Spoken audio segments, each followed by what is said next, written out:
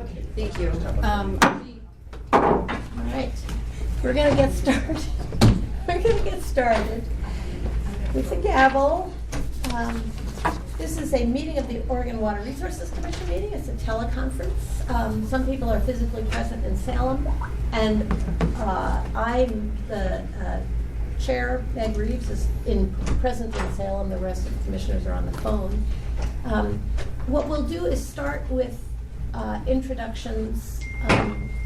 We have all the commissioners on, except for Eric, who will join us shortly.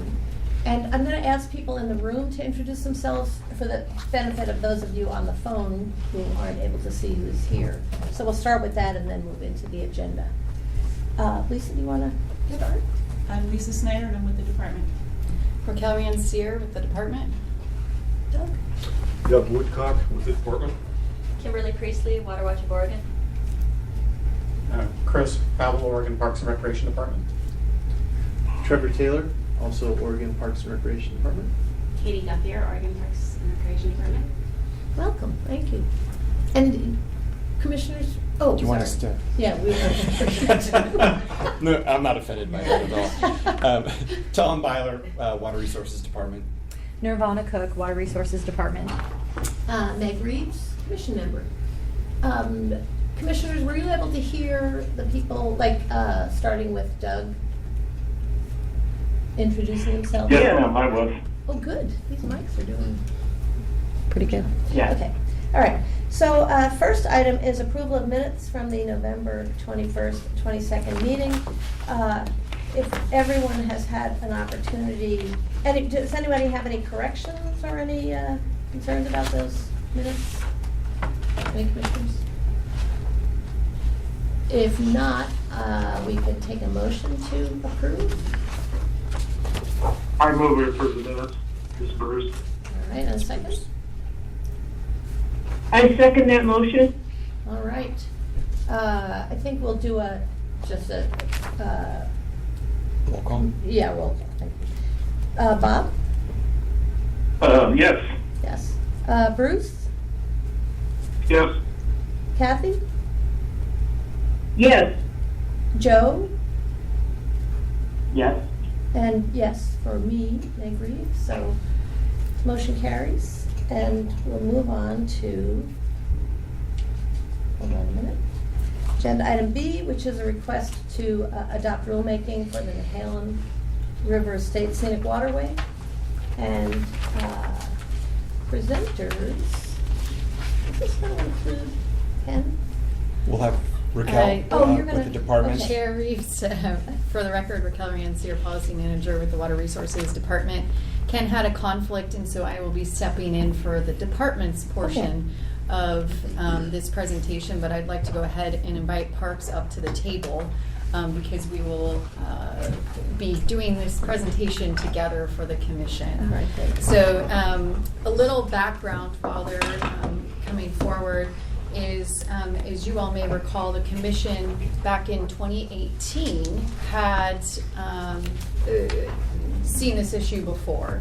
And so, as you all may recall, the Oregon Parks and Recreation Department and the commission, they have a state scenic waterways program in which we are a partner.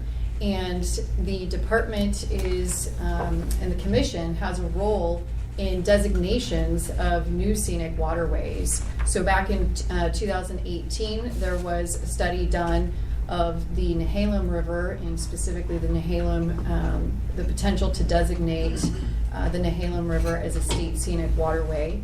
And as part of that effort, there was recommendations that had come forward from Oregon Parks and Recreation Department and Commission to recommend to the governor to designate that as a scenic waterway. And before that recommendation, per statute, before that recommendation can go to the governor, the Water Resources Commission has to concur in that recommendation. So that has, this commission has already taken action previously on the Nehalem Scenic Waterway to concur in recommending to the governor to designate the state scenic waterway. At the same time, the commission also approved flow recommendations, which is another piece of what the commission's required to do, is part of that, if that river were to be designated. So that all happened in 2018. You can see in the staff report what agenda items the commission had previously considered for that. Moving forward then, the governor, so both Parks as well as the Water Resources Commission recommended designation of the Nehalem River as a state scenic waterway. That recommendation was forwarded to the governor, and in 2019 the governor moved forward with designating the Nehalem River as a state scenic waterway. So the question, of course, now is why are we here today? Well, because there's a next phase of this process, which is after a state scenic waterway is designated by the governor. The statute then requires that Oregon Parks and Recreation Commission and the department adopt rules essentially for the management of that state scenic waterway, and they'll give you more details. And as part of the statute, it says that the Water Resources Commission shall, in order for those rules to go into effect, the commission needs to concur in the adoption of those rules. So today we have staff from Parks here today to talk about the rulemaking effort that they've been undertaking, as well as the process around that. My understanding is the Parks and Recreation Commission has approved adoption of these rules that we have before us today for the commission to consider concurring in. And so that's the next step in the process. So I'm going to hand it over to Parks. You'll note that this is an action item for the commission. So we'll get to that point later in today's presentation. But this is an action item that will require a vote by the commission today. So with that, I'm going to hand it over to Parks. Thank you, Rafael. So after the governor, for the record, Katie Gauthier with Oregon Parks and Recreation Department. So after the governor designated the Nehalem Scenic Waterway, our commission approved opening rulemaking. We had a rule advisory committee that was approved that took the draft management plan and developed proposed rules from the draft management plan. The members of the Rule Advisory Committee included many of the same members that had helped develop the draft management plan, but in addition had members of the local governments that were impacted, both Tillamook County and Clatsop County, landowners, and other interested parties. They helped develop the proposed rules, and then we opened rulemaking. We had rulemaking open from October 1st to November 4th, took public comments, and had a public hearing in Nehalem. We received 5 public comments. 2 were from local citizens in Tillamook County, and then 2 were joint letters from nonprofit organizations. We did have 4 citizens attend a public hearing in Nehalem, but no one chose to provide public comments at the time. The public staff reviewed all of the comments that were submitted. Some of the suggestions were deemed outside of the scope of the statutory authority of the program. We received requests to eliminate logging or expand the protections beyond a quarter mile of the river. Some of the comments expressed protections that provided the concerns that the Oregon Forest Practices Act were insufficient for the scenic waterway. We decided that the changes to the Forest Practices Act really are outside the scope of this program, and that should be done in other means, so that the rules reference the Forest Practices Act, and if there are any changes made to the Forest Practices Act, they would be incorporated in the rule, but this rule doesn't address that. The one change we did make were the comments expressed encouragement that we work with at ODFW, and so we did make a change in including coordinating with additional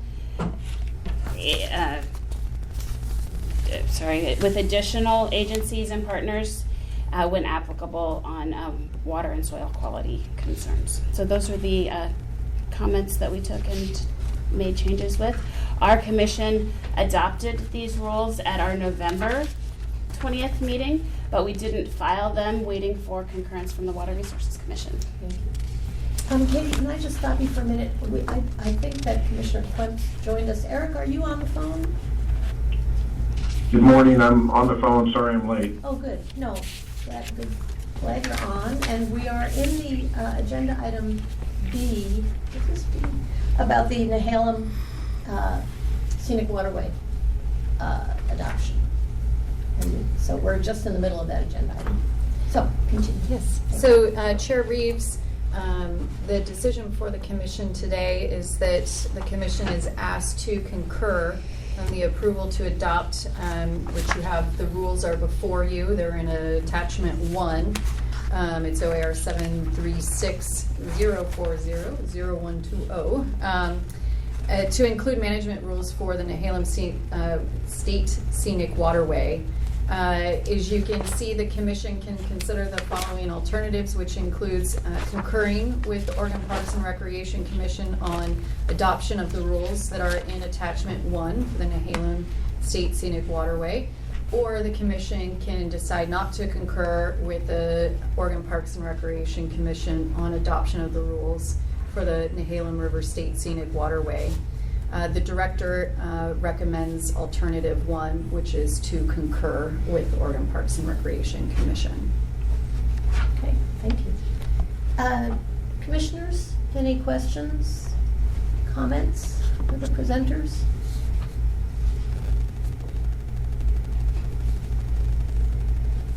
All right, it sounds like there are none.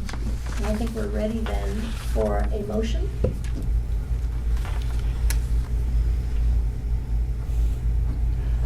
I move that we concur with the Oregon Parks and Recreation adoption of the rules in attachment 1 for the Nehalem State Scenic Waterway.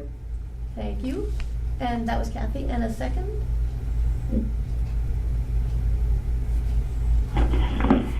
This is Bob, and I will second. Thank you, Bob. All right, we're ready for a vote. Let's just go around the phone. Bruce? Yes. Kathy? Yes. Joe? Yes. Bob? Yes. Eric? Yes. Meg is a yes. Motion carries. Thank you very much for our continued partnership on this. Thank you. Appreciate it. Yes. All right. And then, oh, you know what, I didn't ask. I didn't get any yellow slips for public comment. So Kimberly, you're the only person here that would assume you didn't have it. Okay. All right, thanks. Okay. Next item is a legislative and budget update from Raquel and Lisa. Good morning. For the record, Raquel Rancier, Policy Manager with the Oregon Water Resources Department, and I'm joined here today with Lisa Snyder, Administrative Services Division Administrator. Can everybody hear Lisa? Or can someone not hear Lisa? Let me restate the question. All right, She definitely sounds farther away than you do, Raquel. Okay. It doesn't help that I'm also loud. Lisa, would you like to sit over here closer? Okay. We're going to move Lisa for a second. In the meantime, I'm going to go ahead and get started. So today we have a couple items on the legislative and budget update. We will be talking about both the 2020 legislative session and also 2021 legislative session. So as you all likely know, the 2020 legislative session began on February 3rd. although it did feel like it really started in January because drafts of bills were starting to be brought forward in January. So it's been a long, let's say, month at this point, although we are only in the second week, 4 days in of the second week. Everybody at the Capitol is counting those days. So the 2020 session is, by law, it can go up to March 8th. Although, as we know, they can always sine die early. So at this point during session, today is the first chamber deadline. So that means we anticipate that some bills may die today. And basically what that means is first chamber deadline means that a bill has to be out of all the policy committees today and have had a work session and be out of committee in order for that bill to still be alive.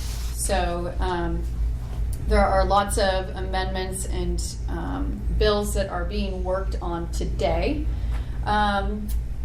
Before I go into more details on the 2020 session, I do want to note, just since we're following along on the staff report, that at the beginning of session, I think actually on the first day, Director Byler was requested by the Joint Ways and Means Subcommittee on Natural Resources to present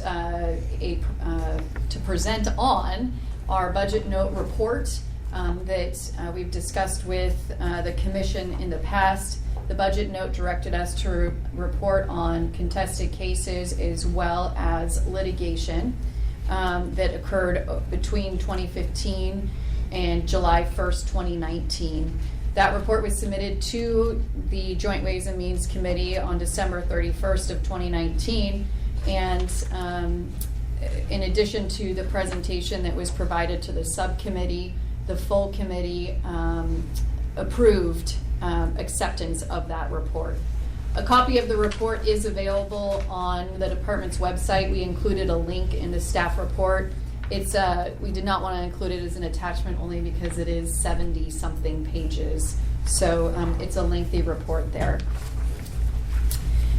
Moving on to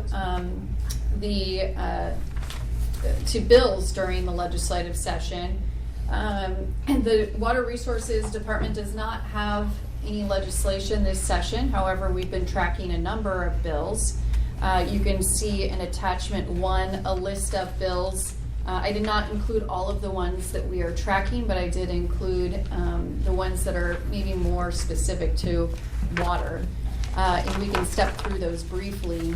I will note that although the department does not have its own bill, the governor did introduce legislation, Senate Bill 1537.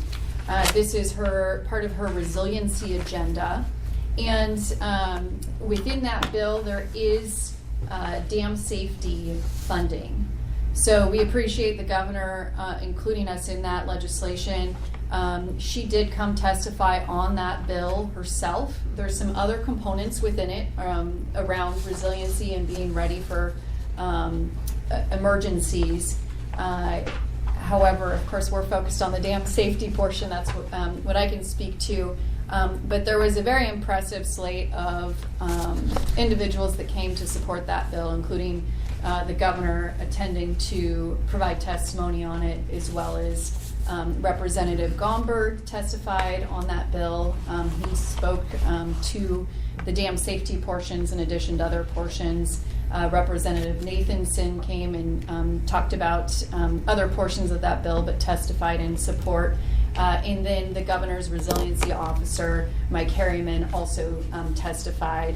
We were then part of a panel that was providing testimony on the bill as part of the informational portion of that presentation that included both Office of Emergency Management, some folks that have been working on some of the other provisions of the bill, as well as us.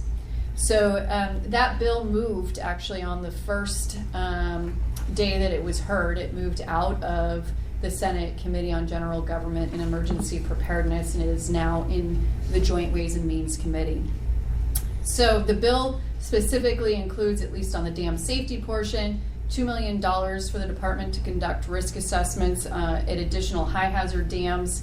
And it also includes funding that will help us to improve our understanding of extreme flood events here in the Pacific Northwest and the risk to dams. And then it will also help us to fund more in-depth analyses of dams where we've identified a need for more detailed engineering analysis.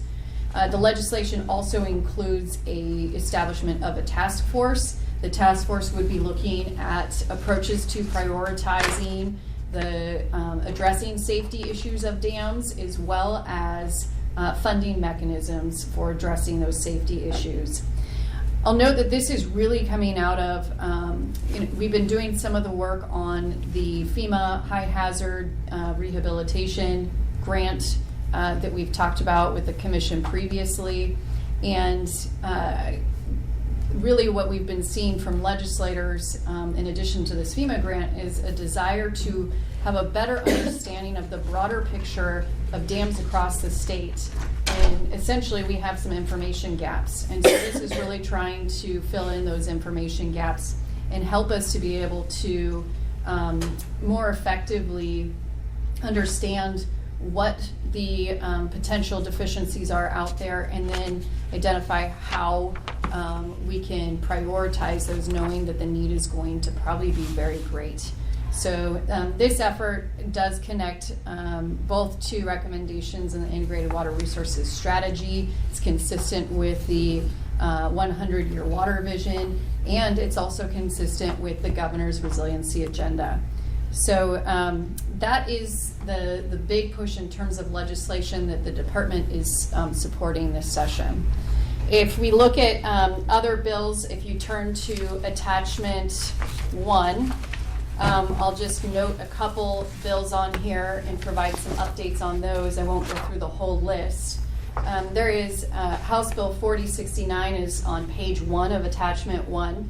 This is the one that we've seen in prior years, which authorizes or would authorize the Water Resources Department to require reporting of water use data. So this is where the department is already requiring measurement, essentially. This bill actually was up this morning. I was over at the Capitol, and it did not pass out of committee. That does mean this bill is dead for this session.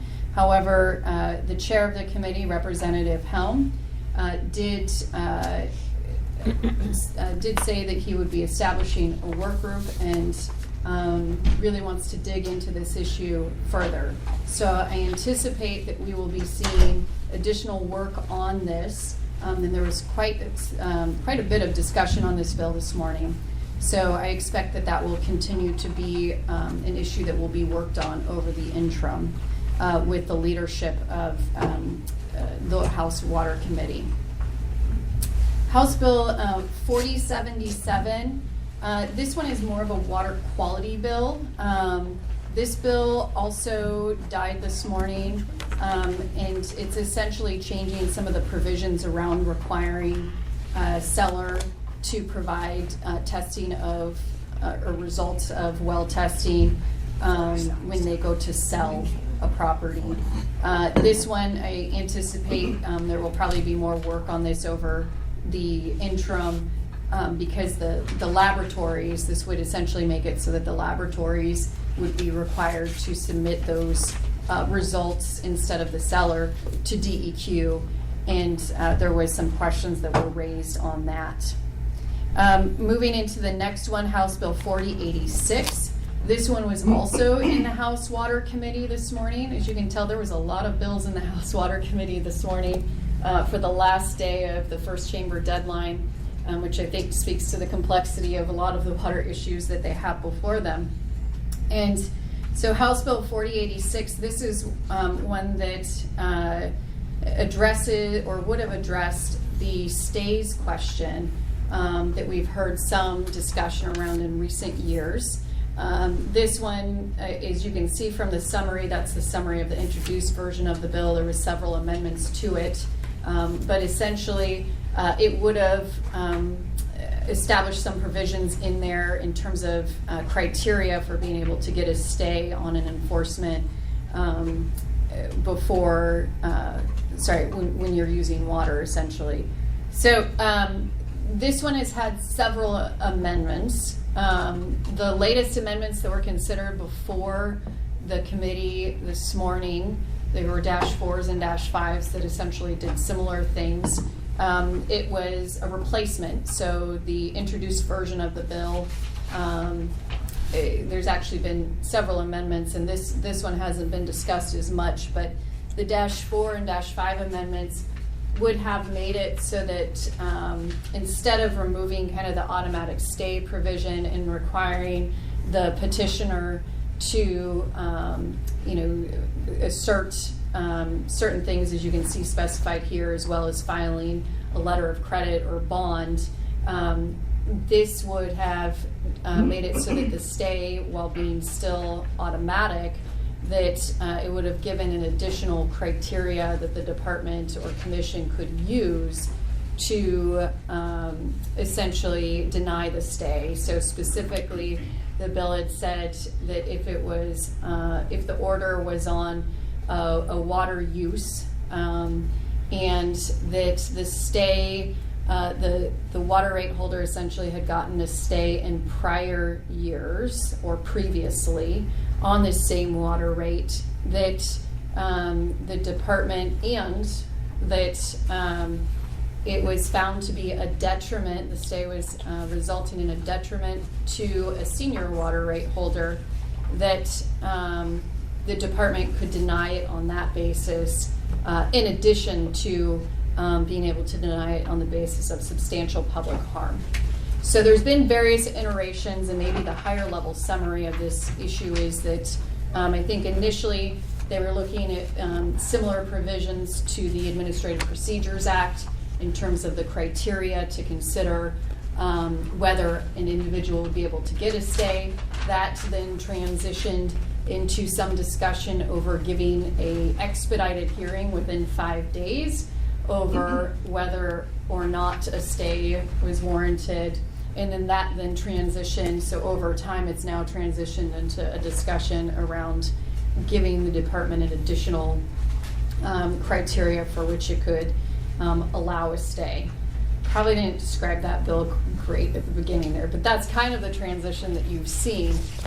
There's been a lot of discussion, there was a lot of comments this morning, and I anticipate that there may be work on this issue in the interim as well. There was also quite a bit of questions around what patterns the department has or has not been seeing in the recent years, why there's been an increase in stays in recent years, and as we know, a lot of that's been coming out of the Klamath Basin. There was a lot of questions about whether or not the department felt like it had authority to deny a stay, and so we'll see where that issue goes, but it certainly was discussed quite a bit this session. Raquel, yes, a question on that. I haven't had a chance yet to look at the report, the budget note report having to do with litigation, but is there data in that report that would answer some of the questions that were coming up on 4086, and how much of an effect it really has? Chair Reeves, probably not as directly. We do have a little bit of a conversation in the budget note report about that, but the kinds of conversations that we saw this session, we're in the process of re-looking through the data. So there was some assertions that we'd seen repeated use. So that was the big conversation this session, that we'd seen individuals, the assertion was that we had seen individuals that would file a petition for judicial review, get the automatic stay, and then withdraw that petition for judicial review at the end of the irrigation season, and that they would do this in repeated years. We have, if we look at the data on that, we've seen a couple cases, or I should restate that, a couple individuals that have filed petitions for judicial review in every, season, let's say for the past, 3 to 4 years. And some of those, though, I think the assertion has been that they're not intending to litigate those issues all the way through, and that the assertion is that it's been abused and that they're just filing the petitions for judicial review, continuing to use water, and then withdrawing them. Most of the individuals have filed, not only filed petitions for judicial review every year that they've gotten a regulatory order, but some of their cases have gone forward. And whether, I haven't been able to parse out if all of those cases were consolidated, but they were in the process of litigating those issues. There's one that I need to do a little more digging on, but I can't say that there's a pattern based on the information that I have today. We have seen more so if you look at the surface water side, for example, individual instances of I don't know that I would call it a pattern, of someone getting a regulatory order and then dropping the case later on in the season. But those aren't repeated instances. On the surface water side, I think there's one that was repeated, and that was one that also was litigated, through. So at this point in time, I don't have the data to say there's a pattern of this, and that I think if the interest is in continuing to dig in these issues, we've started to compile a lot of the information that I think will help people to better understand what's going on.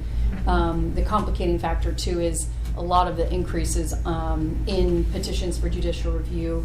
A lot of that conversation was around the Klamath Basin, specifically groundwater regulation in the Klamath Basin, which we have not taken actions to deny the stay on the groundwater side of the equation. So, for what it's worth, I think part of the conversations, at least it was the case years ago, and I don't, maybe things have changed, but that this department was unique in having its orders automatically stayed. I mean, it was not common in administrative law for an agency's orders to be automatically stayed because someone files a petition.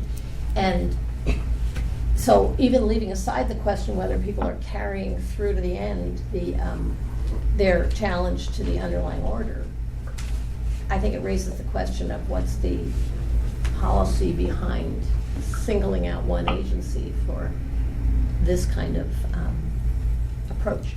But I say that not knowing whether, for all I know, since then there have been a lot of agencies that have been carved out of that the state provisions. I don't know. Chair Reeves, Tom, for the record, Tom Byler. A couple of things that just to distill what Raquel's laid out to what I see as kind of the core policy issue that I think the committee and the discussions are starting to recognize is due process is really important when you're issuing orders of this kind, especially for a water right holder, obviously.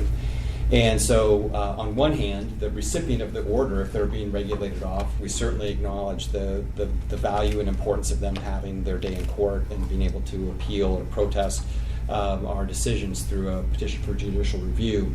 What has come up, though, in these conversations, and this gets to the automatic stay aspect of it, is what about the rights for due process of a senior water user? And that's really what I think is starting to bubble up through this. And I think that will be, if this has legs for more conversation, I think that's going to be what people are going to wrestle with. Because right now, they don't have the senior user would not have any way to be able to involve themselves in this, short of, I guess, maybe a civil suit to try to stop this from happening. So I think that's one of the key issues that's bubbling up. The other piece that I would mention is, to Raquel's point about, I don't think we are seeing trends, but we have been seeing more activity around PJRs associated with our regulatory activity, but a lot of that overwhelmingly is in the Klamath. And just as a reminder for everyone, that is an area where the community is not used to being regulated. And so I would say that, I would argue that it's probably pretty natural that we're seeing some pushback and petitions against some of our actions. And if we look back in time, we might have seen that in other basins where regulation was relatively new. That may be a relatively natural response. But nevertheless, the Klamath tribes, as a senior user, have expressed their concerns about not being able to have any kind of due process associated with that. So you think there'll be more coming up? Chair Reeves, yes, I do think there will be more conversation around this, and Director Byler, thank you for mentioning that, 'cause that was the crux of the issue today, really was around how do we protect the senior users at the same time as we're protecting the junior users. I think the other piece that I would mention too is, which has not been as much part of the conversation, is also in those instances of unauthorized use. So this stay applies in those instances. And that was not part of the conversation as much during the hearings, although it was acknowledged. And so that's another component that I think needs to be part of that conversation as we look through this. So transitioning into the next bill, House Bill 4092.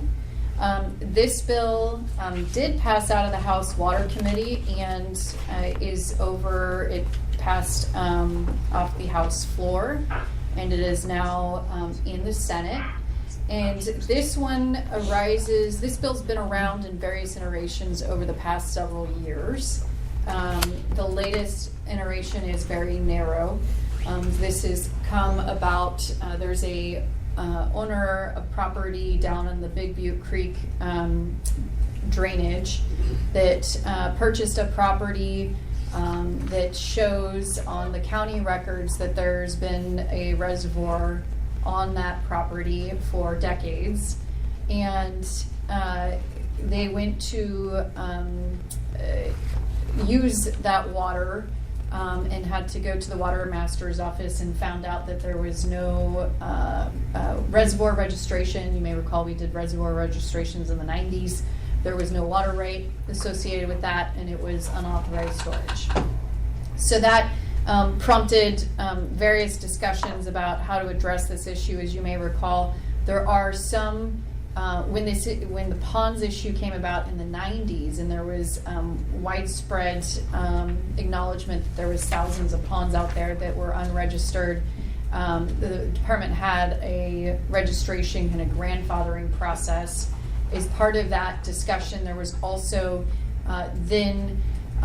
what we now call our alternate reservoir process, which allows for people essentially that have these ponds to get water rates for those.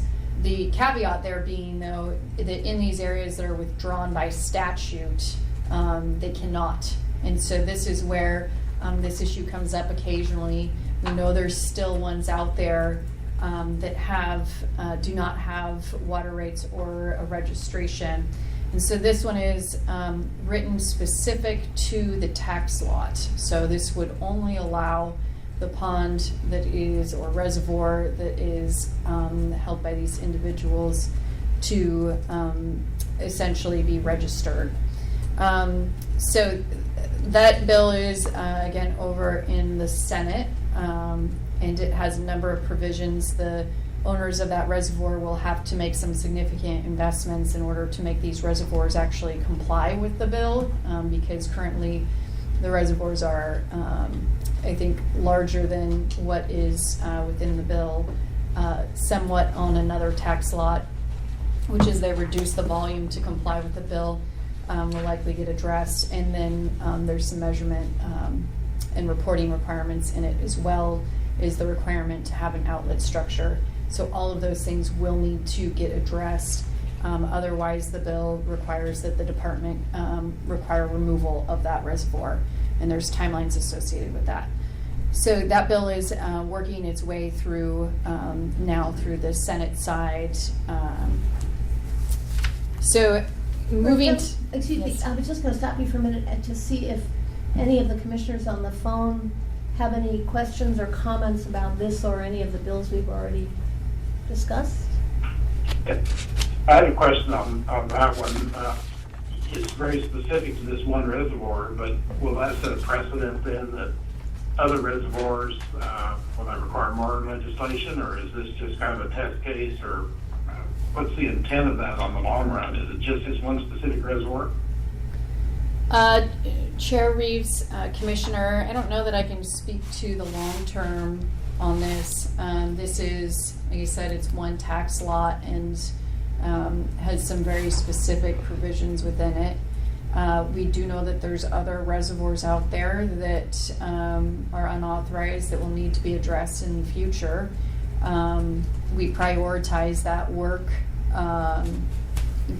based on our workloads. So I can't speak to that. I don't know what this bill, these owners have come back in several sessions, and the bill in previous sessions would have established a program.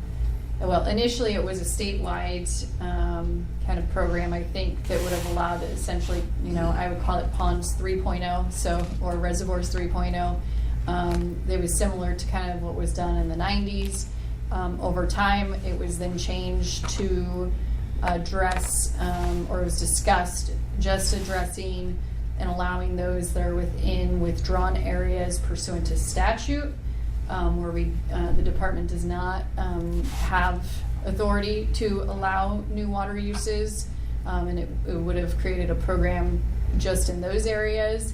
Then over time, it was, I think, narrowed down to the Big Butte Creek watershed, and as you can see in this bill, it's now been narrowed even further to one tax lot. So I don't know that I can speculate on what the long term is in terms of addressing these issues, other than I know that these issues exist and continue to exist outside of this bill. Thank you. That was Commissioner Corn, just for the record, and a reminder to identify yourselves for the future listeners of this recording. Okay, sorry about that. No, that's all right. Do any other commissioners have any comments, questions up to this point? Okay, Raquel, you want to continue? Yes, so we're also, the rest of the bills I'm probably not going to go into much detail on. You can see that there is a number of ones on cannabis, a number of ones on hemp.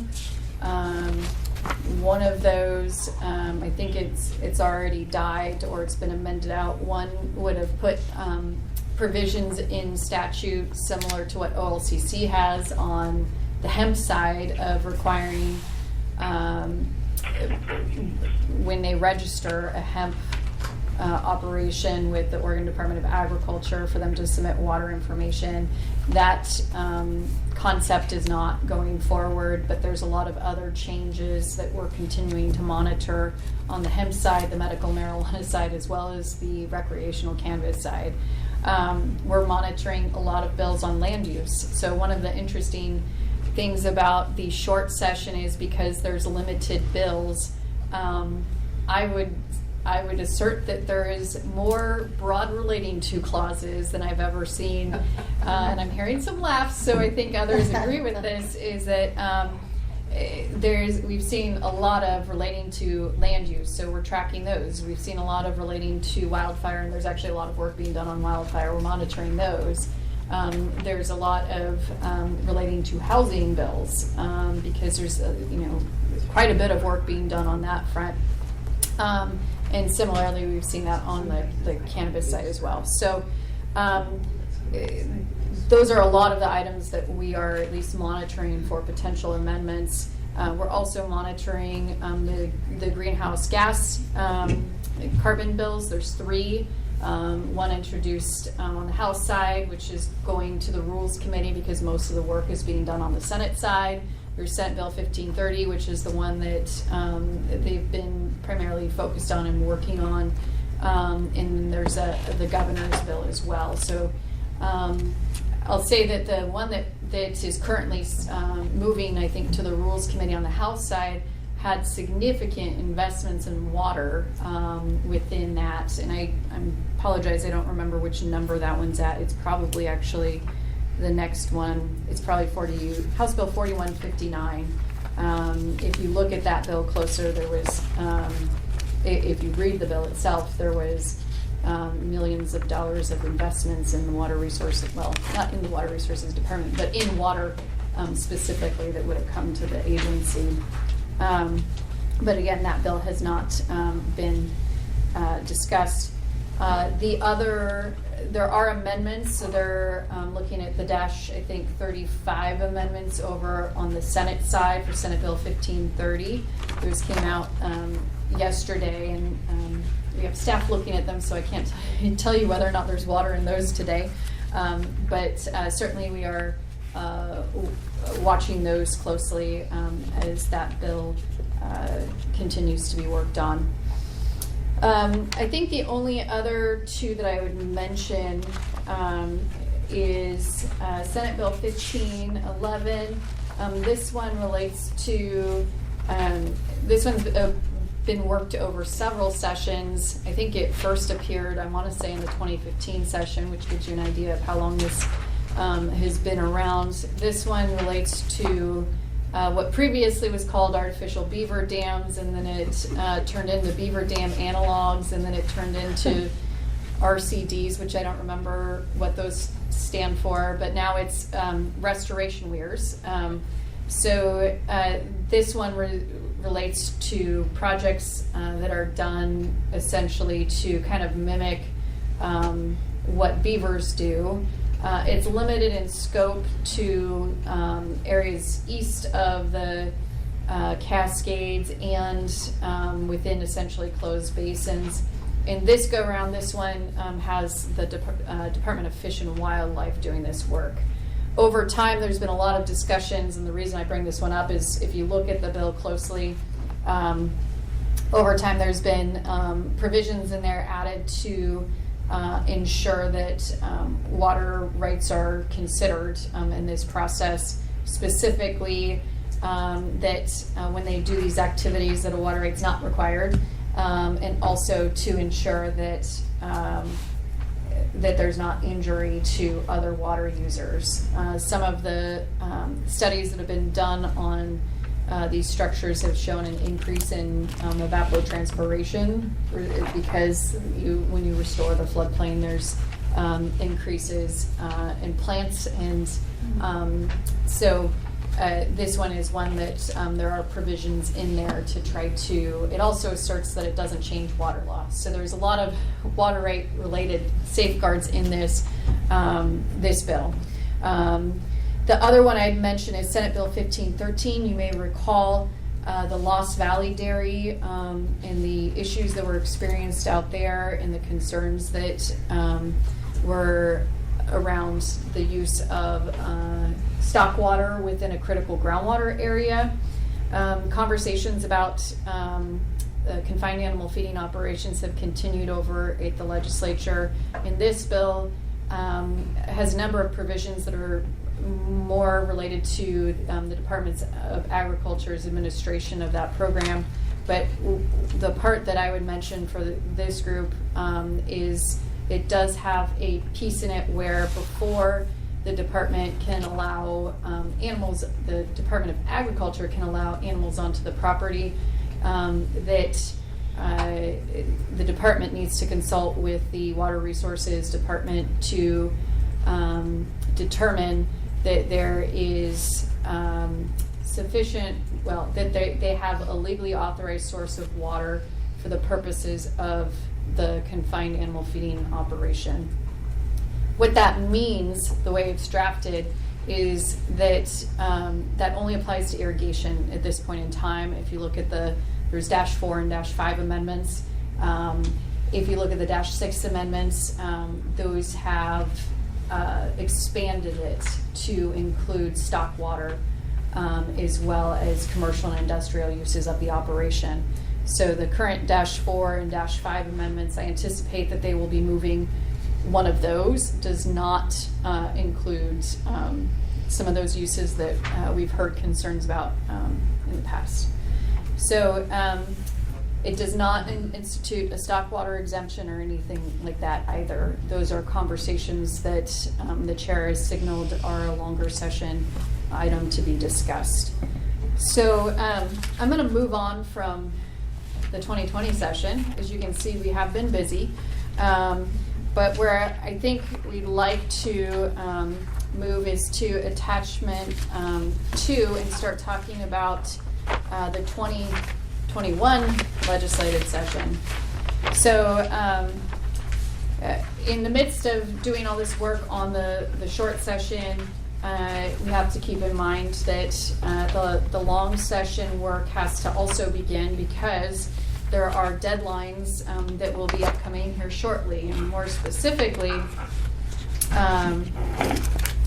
well, I should pause. I probably, unless the commission would like me to go over it, there are budget requests that the department has also brought forward during the short session. Those are outlined in the staff report. I think for the purposes of time, I will skip over those, but if there's questions, we're happy to answer any questions on those. Or Tom, if you'd like to talk about the water vision at all, we can certainly do that. And I'd also like to interject to the commissioners on the phone that please don't wait. Just speak up if you have questions, because at any point, because I don't want to blow past something that you're interested in without realizing it. So anyway, continue, Tom. Did you want to take Raquel up on that offer? I guess I would defer to the commission if they want to hear about any of our budget requests that are in front of the legislature and the water vision. I guess I would mention on the water vision that, well, let me talk just briefly about that. There are 3 requests that are a priority for the governor associated with helping move the water vision into its next phase. And just as a reminder, the point around and purpose around the 100-year water vision is to serve as a catalyst to really move forward components of the integrated water resources strategy, specifically focusing around funding and maybe more strategic approach towards investing in built-in natural infrastructure. There are elements that are foundational to that, or like having good data for decision making and planning, having planning at the local level. So it does have kind of a ripple effect in terms of the issue areas that initiative, that the vision covers. Just as a remander, the vision had a public outreach period over the fall months in different parts of the state, got a lot of feedback from a lot of different interests around the state. And an assessment report was produced through, was it the Oregon Consensus Center? I can't remember. Thank you, Peggy. And there is continuing discussion around trying to move what we've learned through that process into a next phase of discussion, which would focus on what funding source might be available, what the community capacity needs might be in order to be able to move forward around kind of a future vision around more strategic investment in infrastructure built natural, and the data needs, as well as what kind of governance structure should be considered in terms of delivering those dollars to communities around the state. So there's a lot that needs to happen. That's what's being contemplated in phase 2. But in order for phase 2 to happen, funding is needed in order to be able to provide the staffing. And there's an OWEB request that would allow for them to have the capacity to be able to kind of facilitate and staff these work groups going forward. There's another package that would be that is in DEQ, would go to DEQ to help do more legwork around the data and how the state can better coordinate its different data sets into useful decision-making tools for those groups around the state who may be looking to do water planning. And then the third package would be would come to the Water Resources Department to develop. And this would be through a contract to develop a business case, kind of a statewide business case, to better articulate for the general public the need for or the value of water and how different infrastructure built in natural serves and benefits Oregonians around the state, the need for us to continue investment in that area, and the costs of not investing in those areas in the future. So we're at a pivot point here in terms of working with the legislature. There will be a report out to the Water Policy Committee on the vision process to date next week, we believe. And we will see what happens with whether the legislature takes up the budget requests or not. We probably won't know of the fate of those packages until the end of the session. The total funding request is in the ballpark of about $800,000. And Tom, on the DEQ's part of this, the data stuff, are they focusing on water quality data, or is it broader? No, this is all kind of within the spirit of natural resources and water as an enterprise, and so it's very much carrying out the integrated aspects of the IWRS. And so DEQ's responsibility would be to work with the partner agencies who have an interest in water and try to better understand those moving parts and have some discussions around whether there are some way to develop a platform where those disparate data sets could be better managed and more accessible to the public. Before we move from that, other commissioners with comments or questions? Yeah, for the record, this is Joe Mall. I've got a comment and request regarding this. So I think several of you know I was back in Washington, D.C. last week and was able to meet with the delegation, all of the delegation, on a number of land and water related issues. I don't know how many people caught it, but the previous week, the House Transportation, the Federal Transportation Committee, Infrastructure and Transportation Committee released a framework for transportation infrastructure, $750 billion.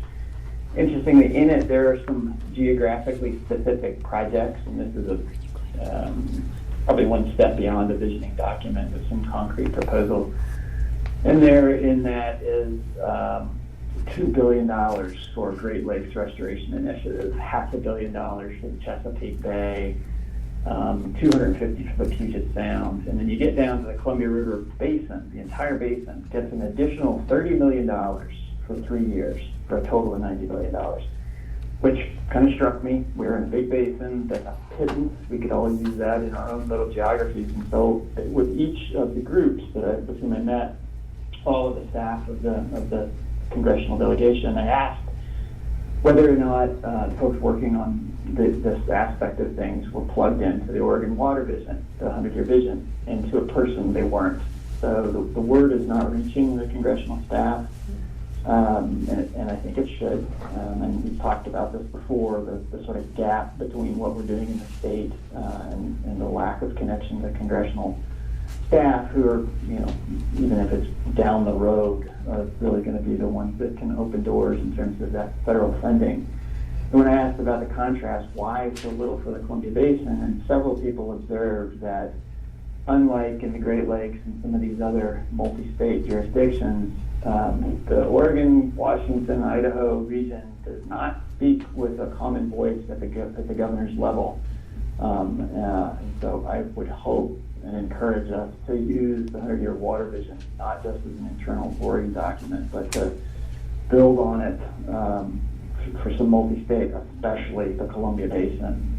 If we can't make a good case for needs in the Columbia Basin, I think we'll not have as much success implementing some of this stuff down the road. So happy to help with that in any way I can, but it seems to be pretty, it made much more clear the gap between what's going on in the state and what's happening at the federal level, and I encourage us to address that any way we can. Thanks.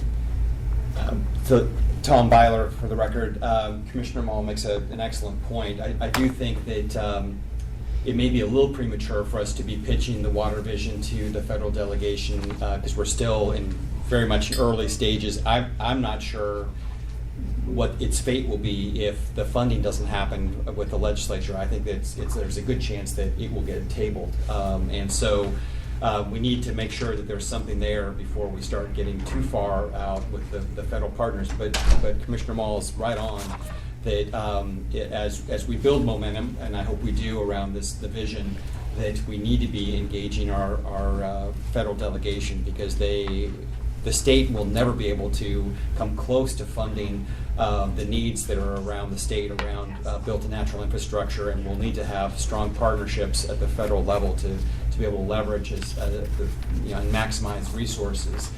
With respect to the Columbia Basin, Commissioner Mull makes another good point, and I would say that that's also a complicated matter, and that there has been some friction, especially looking at Columbia Basin management issues, where Oregon has had a different perspective than the other states, especially around the federal Columbia River power system and dam removal issues. That said, we have, at least at my level, have been engaged with the Department of Ecology in very constructive conversations about cross-border management, both in terms of around the Umatilla and the main stem Columbia, but also in the Walla Walla. And more recently, I think there's some recognition on my part and my counterparts in Washington that we may also want to start to bring in Idaho into some of those conversations.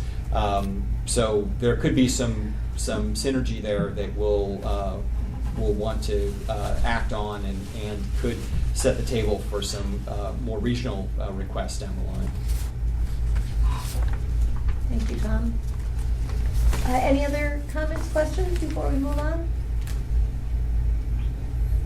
All right, Raquel or Lisa, who's up? Okay, so we're going to move into 2021. Just as an FYI, for the 2020 session, the second chamber deadline for policy bills is February 20th. So, or sorry, that's the posting deadline. February 25th is the work session deadline. So we'll see another slate of bills at that point. That's when they need to make it out policy committees. Speaking of deadlines, moving into the 2021 session, legislative concepts are due to the Department of Administrative Services on April 17th. So that is why in the midst of the short session, we are talking about items that are for a session away from now. So we have also in June a placeholder deadline. So April we have to submit all of the concepts potentially that we may have. They would like for us to have final language. If we have any placeholders, final language for those are due June 5th. So while those are highly discouraged as we start to talk about legislation here shortly, there's a couple ones that I suspect will require significant conversation, and as a result, we likely will end up having placeholder language. In addition, when we talk about budget development for the 2021-23 agency request budget, that I guess DAS doesn't. I'm going to let Lisa talk about that briefly in terms of at least the deadlines and how that process usually works. So typically the budget timelines are not published until sometime around March, and so we won't have final deadlines until then. Typically the budget package titles, what we call freeze, around March or April, so whatever package titles we have is how they live their entire life there. And then our final numbers, we have to kind of solidify our numbers in late May, early June. Budget document isn't due over until August 1st. So I can hear someone on the phone. I think there's some background noise there. You might want to put yourself on mute. In regards to those timelines, this is why we're having these conversations today, because as you can see, there will be the other opportunity for the commission to provide feedback will be in April. And at that time, we start to get really constrained on our ability to change things after April for budget. So that means today we would certainly welcome any feedback, and we'll welcome feedback again during the April commission meeting on both budget and legislative proposals.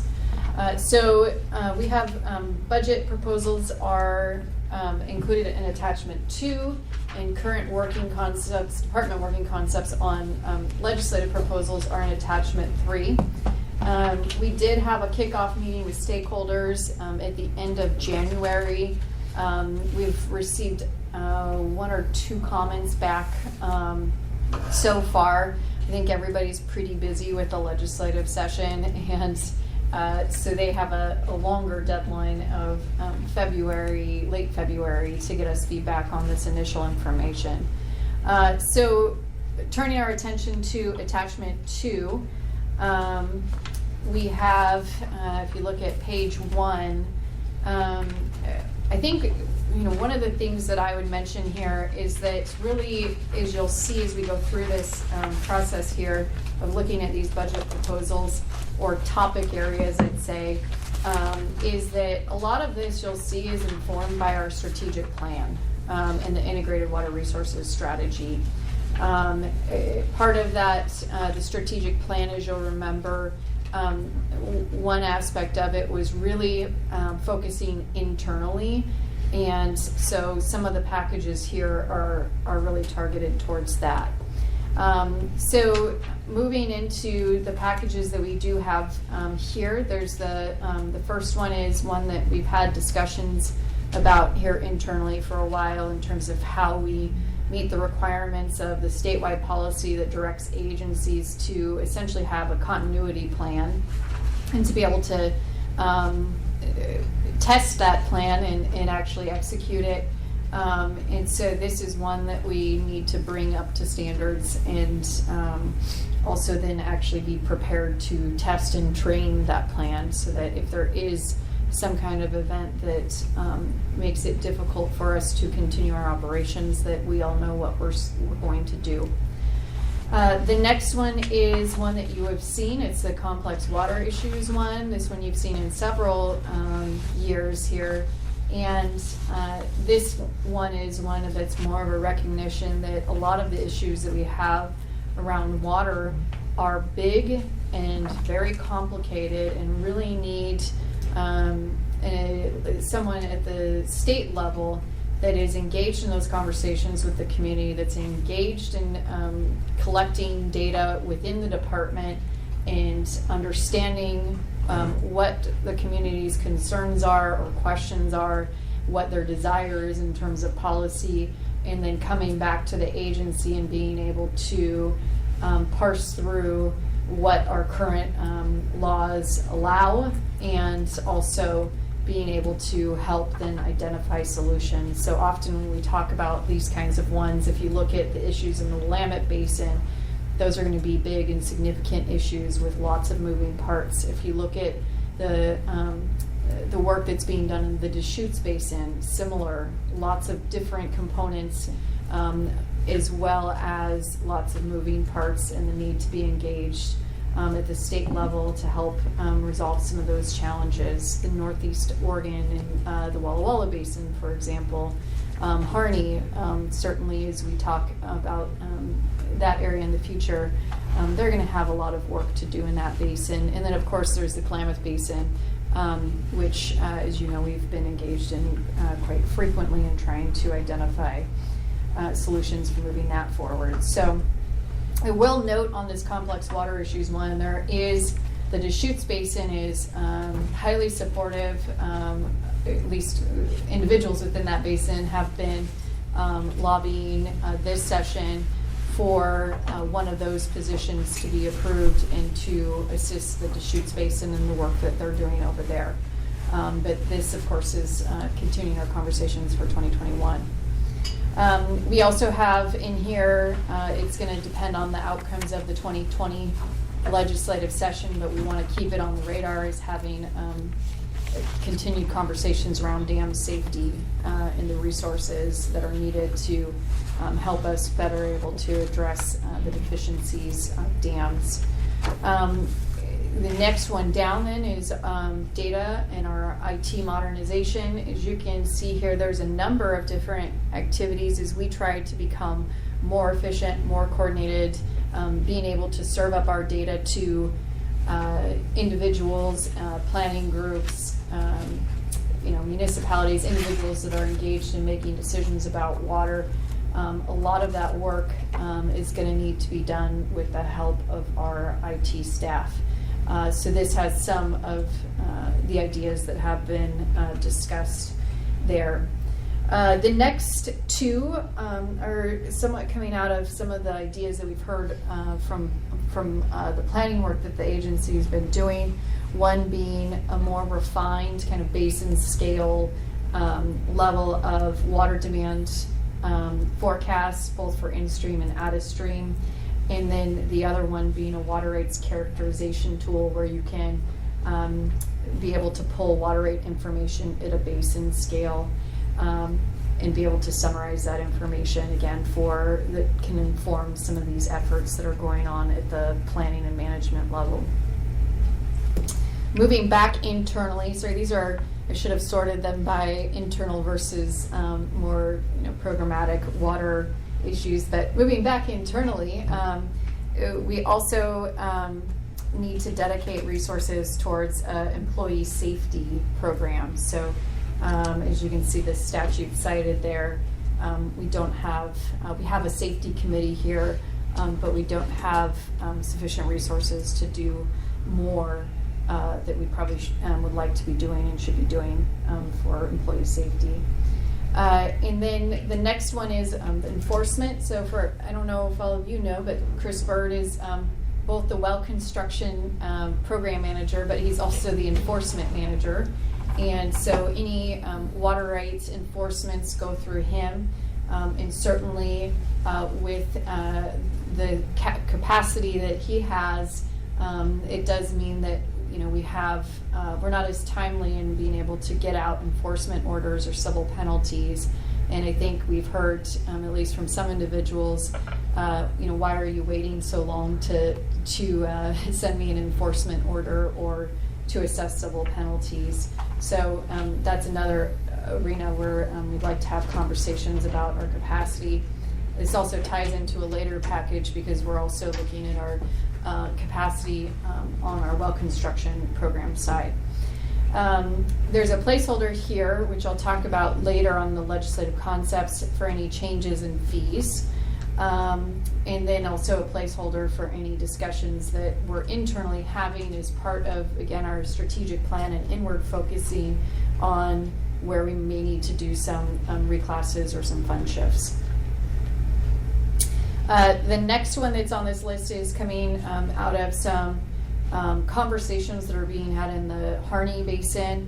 And what we're hearing is that there may be an interest in having some fallowing of acres over there as part of the CREP program, and that this may need additional field staff that would be doing kind of compliance checks as part of that to ensure that it's happening consistent with those CREP agreements, but also for any long-term solutions and agreements that may occur out in that basin as they begin to address the groundwater challenges they have there.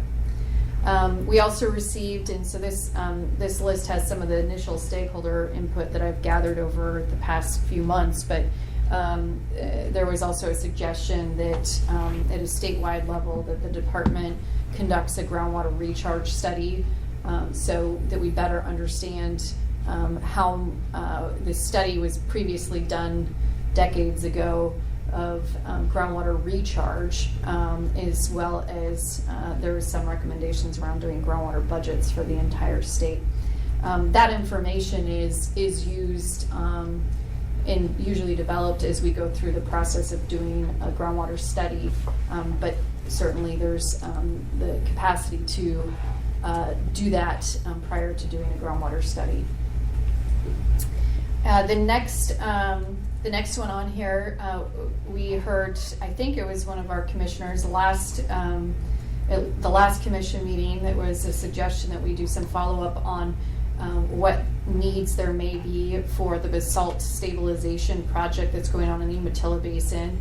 And so I had an initial conversation with J.R. Cook that's been working on that effort, and him and I agreed that we'll have some further conversations about what they anticipate doing on that front. In addition, if we now we're on page 2 of attachment 2, going back and looking internally here, there's an internal audit function that is required by statute and rule, and we've had this as a previous budget package, actually even prior to an audit being done of all state agencies and whether they were meeting this requirement. We put together a budget package, and then that same year there was an audit done that listed all the agencies that were not doing this. We've received waivers, and I think we still have a waiver for this activity. The legislature did not fund that activity, and I think they're having some conversations about auditing in the state. But in the meantime, we are continuing to put that one forward to make sure that we're meeting the requirements of the law. This other one, we have measurement and reporting, and I think I accidentally, Chair Reeves, I think you brought this up actually the last time, and I put stakeholder input, and it really should be commissioner input, so my apologies for that. But you may recall that we had, and it was, I much appreciated that you brought this up, because we actually did have a policy option package in our agency request budget last go round, and we certainly want to renew those conversations about water use measurement and reporting and improvements we can make to that program. The next two you'll see are placeholders, both for any additional. We are, again, continuing to do quite a bit of work around implementation of our strategic plan, as well as the integrated water resources strategy, and as you just heard, the water vision. So those two are just to note that there may be more that comes from those efforts over time here as we continue to do that work, particularly after the short session ends. Raquel? Yes. Tom Byler, again for the record, did we catch the litigation item? Chair Reeves, Director Byler, good catch. My apologies. No, we did not. So thank you for that. As you all know, our litigation expenses have been increasing in recent years.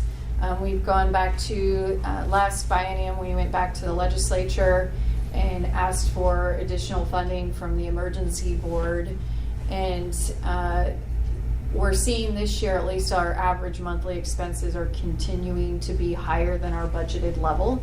And so we're beginning to have those conversations and track that information so that we can continue to have that. But in the meantime, we anticipate that we'll need to include that as part of our agency request budget. And I think there's also an interest, and Director Byler, you can speak to this more if you'd like, for additional coordination and potentially staff to work on our litigation issues. I don't know if you have anything else to say on that. Thank you, Raquel. Again, Tom Byler for the record. We are tracking our ongoing expenses for this biennium, and based on the what we've accrued in terms of our expenses to date, if that trend continues, we will be similarly situated in how we have been over the last 2 or 3 biennia, which means in the ballpark of being about $800,000 over our allotted budget for our legal services. So we just sent an update to the Legislative Fiscal Office and the Chief CFO Office on the administrative side to apprise them of things. But unless things change dramatically, and I don't expect they will at this point, we may find ourselves knocking on the door of the emergency board again in September to ask for some resources so that we aren't having to balance that budget item at the expense of our other programs. In the meantime, we are starting at our executive team level to have some conversations about belt tightening measures that we might need to do in order to be able to balance our budget at the end of the biennium, which really for us as an agency, the only option we have is to accrue vacancy savings in order to be able to do that, which is not a good deal for us or for the Oregonians that we serve, because that just means not filling positions in different program areas. So we're hopeful that we'll be able to get some resources, and we'll continue to talk with the governor's office and the legislature around those issues so that they understand what our situation is. I would say that the budget note, while it was a lot of work to put it together, and our staff did a very thorough job around that. It was a very useful exercise for us to go through, and it did give us kind of a different lens to look through in terms of the suite of things, not just litigation, but the contested cases and other actions that we have that interface with DOJ. And toward that end, we think it's good for us to be thinking about whether there are some different ways we could approach some of our administrative functions that might alleviate some of the costs that we accrue from DOJ. We haven't figured that out completely yet, but for example, one potential scenario could be to currently we have one position on staff who helps us with our contested case workload. And part of that function is not only just preparing us for those contested case, but also helping to engage in potential settlement negotiations associated with those. One potential scenario would be to try to expand our capacity around that to try to get through that queue more efficiently than we are currently. So we're exploring those options currently, but we certainly recognize that that this is a continuing issue for us, and I think it will be certainly in the foreseeable future, given in particular the Klamath issues, which continue to be significant expenses for us. Thank you, Tom. So,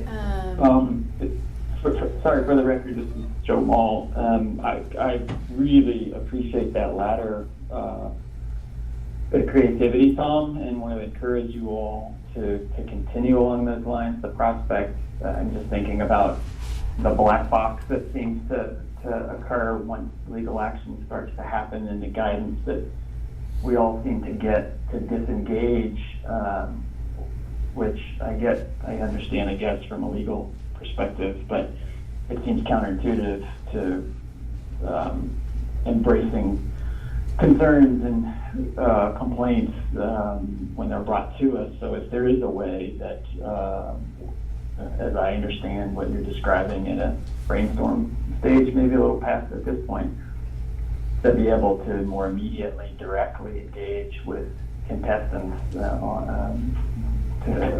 address that, I'm very supportive and would love to see more on that. I'm kind of curious. I heard make your question earlier about whether that House Bill 4086 had connection to that report. And what I heard was no, that those were somewhat segregated. But what I didn't keep track of is, well, what's the Ways and Means Committee going to do with that 70-pager? And how is that tying into this question of us having to go back for more money in September? Maybe I just completely missed that, but I'm curious about the nexus. For the record, Tom Byler. So Raquel was right that these issues came out of different, originated from different places. That said, Commissioner Mall, I think, they're not disconnected from the standpoint that the report that we did helps us kind of understand those moving parts better that are associated with the different legal issues that we're wrestling with. I think the future is unclear in terms of our ongoing conversations with the legislature associated with these issues. I'm glad to have the report out there because what it revealed from my standpoint, and I'm oversimplifying things, but I think that this was one of the messages that we tried to convey when we briefed the Natural Resources Ways and Means Subcommittee, is that we have a lot of different programs. And we make a lot of different decisions associated with those programs, and that the statutes provide for a lot of due process associated with those programs, and so you combine that with the importance, the critical importance of water, and how the stakes are very high for the water user community when we make decisions. Combine that with increasing scarcity that we're seeing around the state, just from a full appropriation standpoint, or from changing hydrograph issues and more frequent drought. It's no mystery that we're seeing potentially more conflict, and we may see more conflict ahead as we go, and that the points of protests are coming from not just the individual or the entity that's being that we're acting toward, or that the order affects, but it could be a third party. It could be another water user who is in the same area, or it could be a third party non-governmental organization. So when you look at the breadth of the different issues that we have on our docket, if you will, whether it's contested cases or litigation, there's a wide range of different interests that are being pursued. It's not just the individual who's being who the order is against, if you will. So I think it was good conversation to kind of introduce those concepts to the committee. I think it was complicated and it's complex, and it may take multiple conversations for them to better understand the nuances associated with these issues. But I think we're making progress with respect to that, and I think it's going to be important. If we continue to find ourselves underfunded in terms of our legal services, we'll continue to have these conversations, and I'm glad to have that report out there, and we'll strive to get better at communicating the complexity around these issues and try to build the trust with the legislature that we're not making bad decisions, but in fact it's just kind of the nature of the beast when you're dealing with such an important issue as water and the use of water. And this is Meg. One thing that I think the idea that you are considering of funding for a person to kind of, if I understand it correctly, be in a maybe coordinating role with respect to whatever legal matters you have underway. Because I do think once you're in a legal dispute and you're in a legal arena and lawyers are working, I think there can be a tendency to put heads down and move forward. And somebody from the agency can do the continual check-in of, is this policy still working? Is it, there might be more opportunity to guide how things go, and I think that could save some money.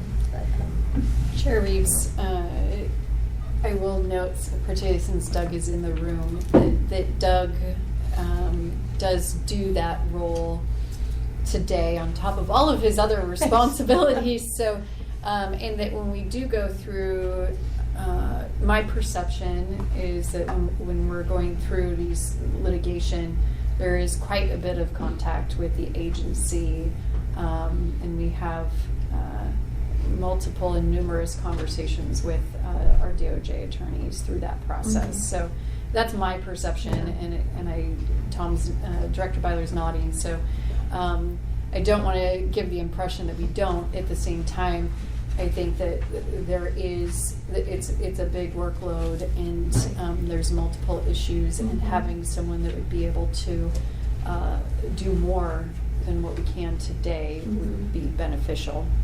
So just to add on to Raquel, again, Tom Byler for the record, I want to reiterate, Raquel is spot on. We do have staff who are serving coordination functions both within the contested case administrative realm and within litigation. This is purely a capacity issue that we are. We're one of those agencies, and I could kind of go through a whole range of different services that we provide where we have staff who are dedicated to those, but it tends to be a piece of their portfolio. And as those different portfolio pieces peak in terms of workload, it creates constraints for us because those staff also have other responsibilities as well, and it pulls away from our ability to be able to cover those other responsibilities. It's the fate of an agency that is relatively small compared to many of the other agencies that have broad natural resources responsibilities. But it's just one of the things that we're grappling with as an organization, and one of the ways to deal with that is to ask for more capacity. Another is to kind of strengthen our internal functions so that we are, with whatever capacity we have, we're doing the best we can, which is getting back to one of Raquel's points when she started down this path. The strategic plan has 3 priority areas. One is internal improvement. Another that you've seen thematically through here is modernization piece. And the third is to help us to provide services that will help folks address their future needs around water. And so thematically, I hope through these different range of budget ideas that we're talking about, you'll see that theme pop up again and again. Okay, so continuing on, I know that Commissioner Mall had actually brought this back onto my radar, and I appreciate that because I've been the one that's continued to note that we really do need more resources in the public information realm, particularly since I am the public information officer on top of all the other things that we do here. So as you can see here, so thank you, Commissioner, for bringing that up the last time. I was actually shocked and surprised that I'd forgotten to put it on the list back then. And so as you all are aware, we do not have the capacity to have a social media presence. We do not have the bandwidth that we should to do more on the press release front. We do not have the bandwidth to really develop materials to help the public understand water and water challenges and the water laws. And so a lot of this is done really by as we have time or as issues arise, and sometimes many of our staff, our field staff, get tasked with doing some of this stuff. So this is really an area where if we're going to heighten awareness over water issues in the state, we really do need to have someone that's actually dedicated to this work, in addition to just having what I would call the foundation, the 101s of communication, which would be having basic handouts and materials so that when someone comes in and is trying to understand what the laws are, what tools they have, or if they're participating in a planning effort, we're trying to find solutions that we have some accessible materials and information available to them. So moving on, because I can go on. I can go on and on and on about that one, as I learned during the stakeholder meeting, so I won't put you all through that. You all are aware. The next one here, public records and retention. So this is an area where, so public records is coming under my portfolio and jointly under Lisa. And so we could both probably talk about this one too for a long time. On our end, we're doing public records requests and processing those. And then Lisa's shop has been tasked with records management. And what together we have realized is that there is a lot of work that needs to be done on this front. And it's a long-term and ongoing effort that needs to be done. We have records that are, this is a old agency that is steeped in history and that necessitates having a lot of information from that history. And so as a result, we do still have, although we've undertaken numerous efforts to get a lot of our records into electronic format, there's still much more work to be done. In addition, because we have so many records, there's also challenges with making sure that we're implementing our records retention schedule. And then there's also challenges with making sure that over time, that as we're storing records, that we're able to easily access those records as we put them into electronic format, and having a consistent methodology for doing that. Really, to do that kind of work, you need one person, or maybe more, we don't know yet, that's really able to understand the records management system, that's able to do consistent trainings with all staff for that is able to shepherd all the existing records into that system. And so it's an arena that we've identified, and ultimately, as that happens, then over time we'll be able to more quickly and efficiently process public records requests. So there's an added benefit there. So I could talk about this one also for a while, and I'm sure Lisa could too, but it is an area where certainly we need to put some more attention. The next one on the list, we're still on page 2, is resiliency. And so we're seeing a lot of efforts around coordination on climate change between agencies, around the Natural Hazards Mitigation Plan. The Natural Hazards Mitigation Plan is actually tied into some of the FEMA dollars, the Federal Emergency Management Agency's funding and grant programs. And so we're seeing a lot of work, which is great, between agencies, but agencies haven't really been funded to do this work. And so it's again the story that Director Byler was mentioning, where it's another thing that's who's available, who can work on this, versus having someone that's consistently shepherd these things through. We've also seen that as we've seen floods, where we pull staff resources, or not floods, sorry, drought, we pull staff resources off to work on that when we see droughts arise. Floods we have much less bandwidth on, but certainly all of these issues would benefit from having someone at the agency that is dedicated to these resiliency efforts. The next one on this list is around rulemaking.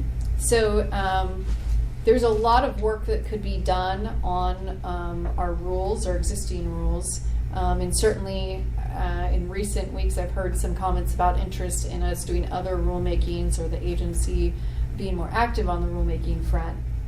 And so having someone that would be able to do more than what we're currently able to do with our current bandwidth in the director's office, and being really able to look at those rulemakings with an eye towards the policy lens, and working with our staff that have more of the technical and program expertise to move some of those rulemakings forward would be beneficial.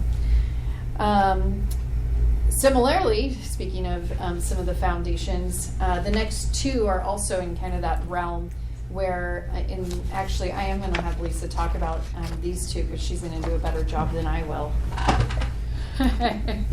Wow, thanks. Okay, yeah, the next two here support my division, and these are, just to give you kind of an idea of, I think our budget back in, was it 9/11, was about 36 million, and now it is up to 144, so we've tripled at least our budget here. And when you say that, you're talking about the biennium, right? Yes, biennial budget, sorry. 2009 to 11. Yes, thank you. And our division has remained constant in the number of staff that we have.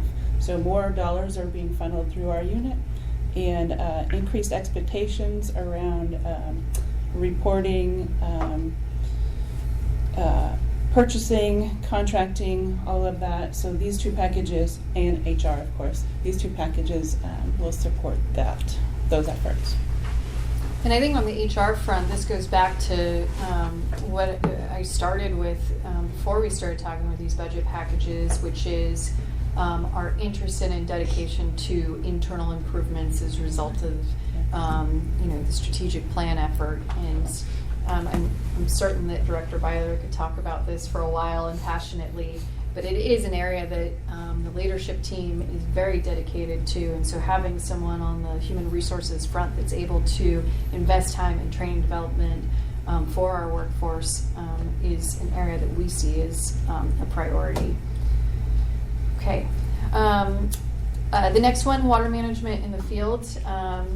As you all know, we've had consistently had water master positions put forward within our agency request budget and continue to do so. This one is essentially a continuation on that in recognition of some of the workload challenges that we have within our field section and being able to manage and distribute water, as well as address questions and do education, attend planning efforts, do water use measurement and reporting or water use measurement activities, dam safety inspections, and the whole slew of things that really our field staff do for us. In addition, as we've seen with hemp, we've seen some increases in hemp and cannabis, and that is continued to bring further workload demands on our field staff. Raquel, if I could just add to that item, again, Tom Byler for the record. We've been asking for more capacity for our field-related activities. We're not able to cover all the responsibilities that we have, but I want the commissioners to understand, and this may be just a reminder. Last year, Ivan Gall, our Field Services Division Administrator, made some adjustments within existing resources. So we're not just treading water while we wait for new positions to come in. We are actively making adjustments to try to maximize the resources that we have. And so we shuffled some water master boundaries around, really with the eye towards let's make sure that we are having staff capacity where the needs are greatest. And as a result, we shifted existing position into the Willamette Basin and redistributed workload in the southwest part of the state. And we've made some other adjustments as well, which I won't go into excruciating detail on. But my point here is that we're not going to stand pat and just wait for new resources to come in. If we feel like we can make improvements with our existing resources, we're looking for opportunities to do so. And I'm very grateful for Ivan's work on that. It's not an easy thing to do, both because it can be disruptive internally, but I think these are the types of things culturally that I want the agency to continue to strive to do, so that we are putting our best foot forward at all times. Chairs, Commissioners, I'll also note that the Oregon Department of Agriculture has graciously offered to, it's rare that we get funding coming towards us on this front, so we're very appreciative of the collaboration that we have right now with the Oregon Department of Agriculture. They are funding a assistant water master down in our southwest region. They will be specifically focusing on hemp and compliance with water use down there. In part, we've put that position within that region because that is where we are seeing a significant amount of complaints. And as I always say, some of them have merit, and some of them we find out that the individual does have water rights. So, but it really is towards helping us to be able to better understand and get a understanding of what really is the case down there, and helping people get into compliance. And where they're not taking action to move that issue forward. So, and I also appreciate that Ivan has really taken to heart looking at, we do want to make sure that we're not always just looking for resources and that we're doing things as we can internally. And this, the work that he's done on evaluating, workloads and needs, we want to do that across all of our programs. At the same time, I think as we've also seen, there is a significant unmet need and workload that we have across many of our sections.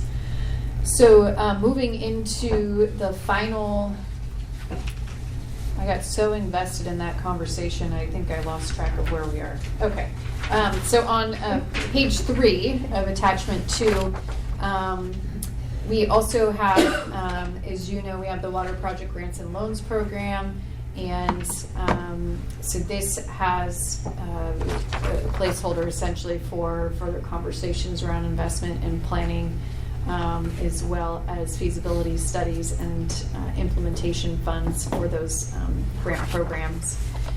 And we've also had this next one consistently on our agency request budget for, or at least discussed in initial conversations with stakeholders around mitigation and being able to have a more focused conversation around providing mitigation in the state. As we see the resource become fully allocated, mitigation is continuing to be an important tool for people to be able to get water, and so we want to have someone that's able to invest in doing that work and creating some standardized approaches for that, as well as, if needed, regional approaches for that. The next one here, well construction, ties into a conversation that you'll see on the legislative concepts, so I might just allude to both of those at the same time.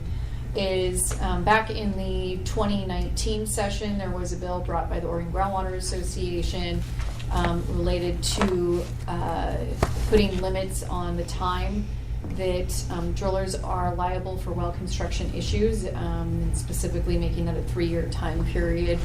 And prior to the 2019 session, we'd actually begun conversations and thought that the agency would be bringing forward a concept on modernization of our well construction program. If you look at the Integrated Water Resources Strategy, the well construction program is also called out as a recommended action and making some changes to that program.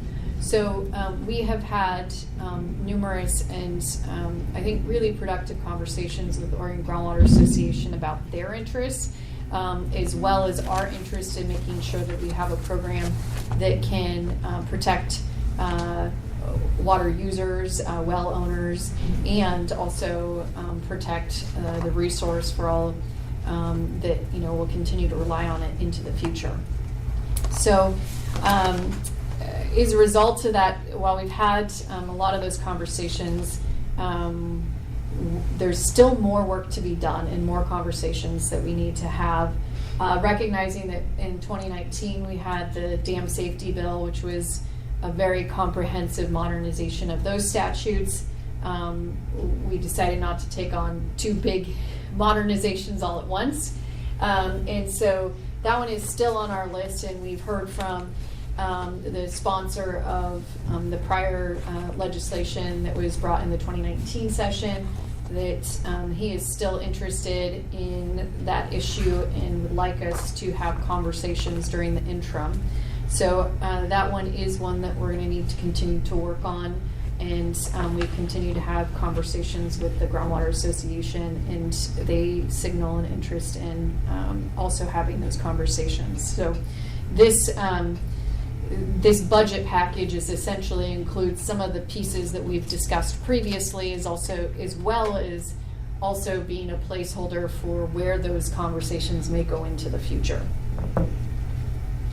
And then the final one is a Willamette Basin specific one with the Willamette Reservoir reallocation study and the identification of there's going to be multiple different issues that will need to be addressed as that moves forward in terms of the reservoir authorization and so converting minimum perennial stream flows, for example, addressing some of the other issues that I think probably Deputy Director Doug could talk more about, or Director Byler, as I haven't been as involved in these issues, but there's a number of moving parts in this basin, and it's going to be a multi-year effort, and it's going to have some significant impacts on workloads here. So this package is essentially working towards that and implementation of the Willamette BIOP, and as you can see, many of the other aspects that are included on this list. So that's everything that we have. It's a long list, as you can see. We've had, I think, with the Secretary of State's audit back in 2016, the balancing act is always, what do you put forward in your agency request budget versus and how much time do you invest in that versus the practical reality of having limited resources at this, legislature to allocate towards natural resources funding.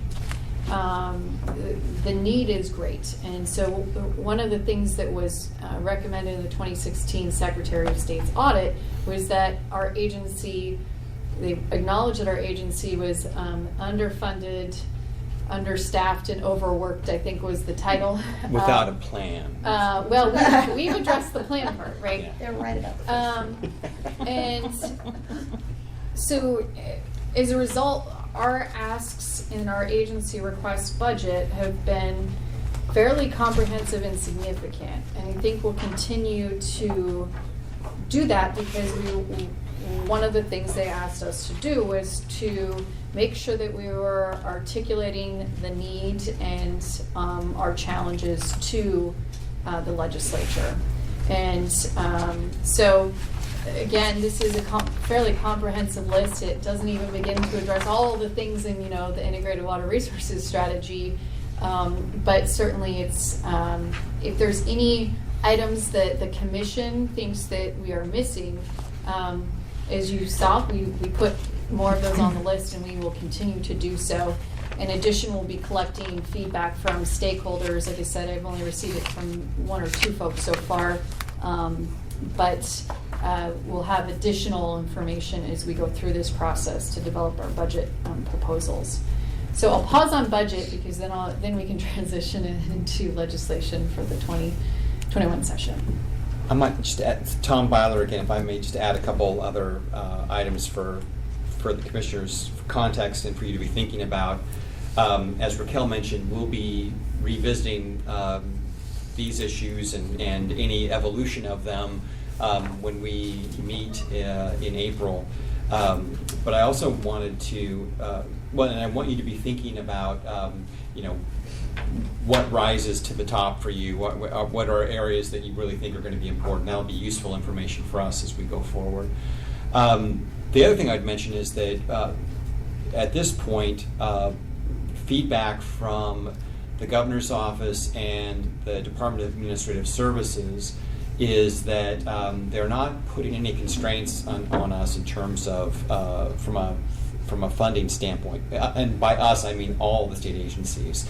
So this is sometimes when the economy is not going so well, the whole approach will be a cuts budget, or sometimes they'll put some kind of cap on kind of the total amount that an agency can ask for. Right now, it's a very blue sky. Everything's sunny and nice right now. So, just FYI. Will, can you speak up? I'm not hearing you. Oh, I think that was Kathy, can you hear me? Maybe turn that mic toward you. Does that make a difference? Oh, those mics are for the recorder. It's going to be, Yeah. it's the one that's right in front of you. So That one. can you see if Kathy hears you? Kathy, can you hear me? This is Meg. You're all coming in really, really quiet all of a sudden. Yeah, I'm not sure anything changed on our end. Can you hear me okay, Kathy? Yeah. Okay. So I was just articulating, we're looking for your feedback in terms of, commissioners' feedback in terms of these different ideas and what resonates with you. That it will be part of the conversation as we go forward this spring. The other thing is that we're not limited in terms of the amount of asks that we can make for purposes of developing our agency request budget. The last thing I would mention for commissioners is that the governor's office is looking to be more coordinated earlier in the process. And typically in the budget development process, the agencies go off, work with their stakeholders and develop their agency request budgets. And then we interface in October and November with the governor's office to determine what the governor's priorities are going to be. The governor's office has signaled that they want to be more interactive earlier, and which I think is great. I'm looking forward to those conversations, which will start taking place this spring.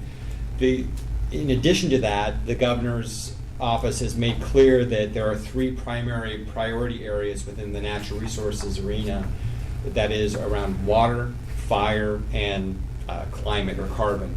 That is promising for us in terms of our issues, as well as other agencies that have a water nexus, and I think is also indicative of the governor's interest in the water vision. So we'll see how this all plays out over time, but I wanted to offer those up as some background as well. So this is Meg. I just want to say in terms of the timing, we have, at least on our regular agenda, well, I guess we could go to 1 o'clock. We were thinking that this would go to 12:30. We do have one request for comment on this item. But just a point of clarification, the budget proposals that we're talking about now, they're not on this April 17th and June 5th time frame, are they? Or is that, they are, as well as the more, what I think, obviously, the budget is a legislative concept in the end, but I was thinking maybe they're not. Chair Reeves, so that's a great question. The budget proposals are not necessarily legislative concepts. When we talk about legislative concepts, those are essentially precursors to what eventually becomes a bill. And while it is true that there is a budget bill for the Water Resources Department, that is introduced by DAS and LFO, and it's done on kind of, I don't see it before it comes out, I'll put it that way. But I mean, when does the department have to get its budget proposals? Yes, to the so next place? for the budget, that was what Lisa was talking about, which is that, so DAS has not come out yet with their budget guidelines, but we know based on history, because the deadlines don't typically change that much, is that in the March-April timeframe, we need to identify what the packages are. So we essentially the titles, and then that is like the first thing that gets locked, which is why when you're still you'll see this because it's happened to us. We have to be cognizant of our titles because often we'll be continuing to talk about the substance of what goes into that package, but the title gets locked. And so sometimes it's a little awkward because it doesn't quite fit as nicely. But so the titles, and then usually by May is when they start to require us to lock numbers. So again, you reduce your flexibility there. And then typically around, I don't remember what happens in June, but in the June-July time frame, that's when we're finalizing narratives. And then August 1st is when our budget document, it's this big binder that has all of the POPs and all of these reports that I don't claim to understand, but Lisa does. So it's a big document, and that is due August 1st. So really what that means is that we need to continue to have these conversations, both for the commission during February and April, because May is when things really get locked down. But that's what I was getting at, really, that the April meeting, you will have winnowed that list, at least by name, before we see you again. Is that? Chair Reeves, We may have broadened the Yeah, list. I don't- winnowed, refined, Oh, well, expanded. you will have a list, though. We will You'll have have a another list. list and another conversation with you in Alright. April. Okay. But June, by the time we get to the June meeting, we'll be limited in terms of our flexibility. So there's opportunity for feedback from the commission at the April meeting? That's going to be our best opportunity coming up, yeah. Okay, sorry. However, by the April meeting, we'll have a lot more details. We'll have had several meetings with stakeholders at that point. And so by the April meeting, you'll go from seeing a list of these topics that are general to a lot more detail. So if there's items that you want on the topics list for us to begin to really get that detail in place, certainly it would be good to let us know that so we can get it on the list sooner rather than later. Okay, before, and the LCs are the next item? Yes. Do any commissioners have any more comments on the budget issues before we move to the Madam next? Chairman? Yes. Yeah, Yes, this is Bruce. Bruce? I guess the question I have is with the strategic plan development that we've done the last couple of years, has staff approached developing these requests and budget items in a different way than they had in the past? And has that been helpful in this process they're going through with the new strategic plan, or has that been ignored through this process? Chair Reeves, Commissioner, yes, certainly the strategic plan has played a role in the budget development process. As we've gone through identifying priority projects after that strategic plan, many of those then turned around and informed the packages that we have here. So I would say absolutely the strategic plan has played a role in this.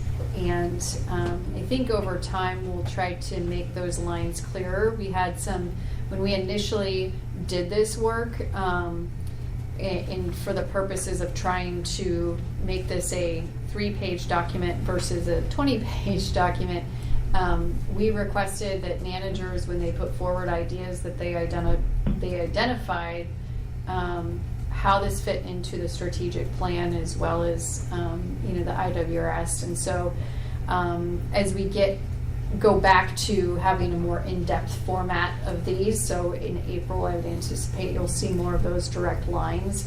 But yes, absolutely the strategic plan did play a role in our thinking for this go-round. Any Thank you.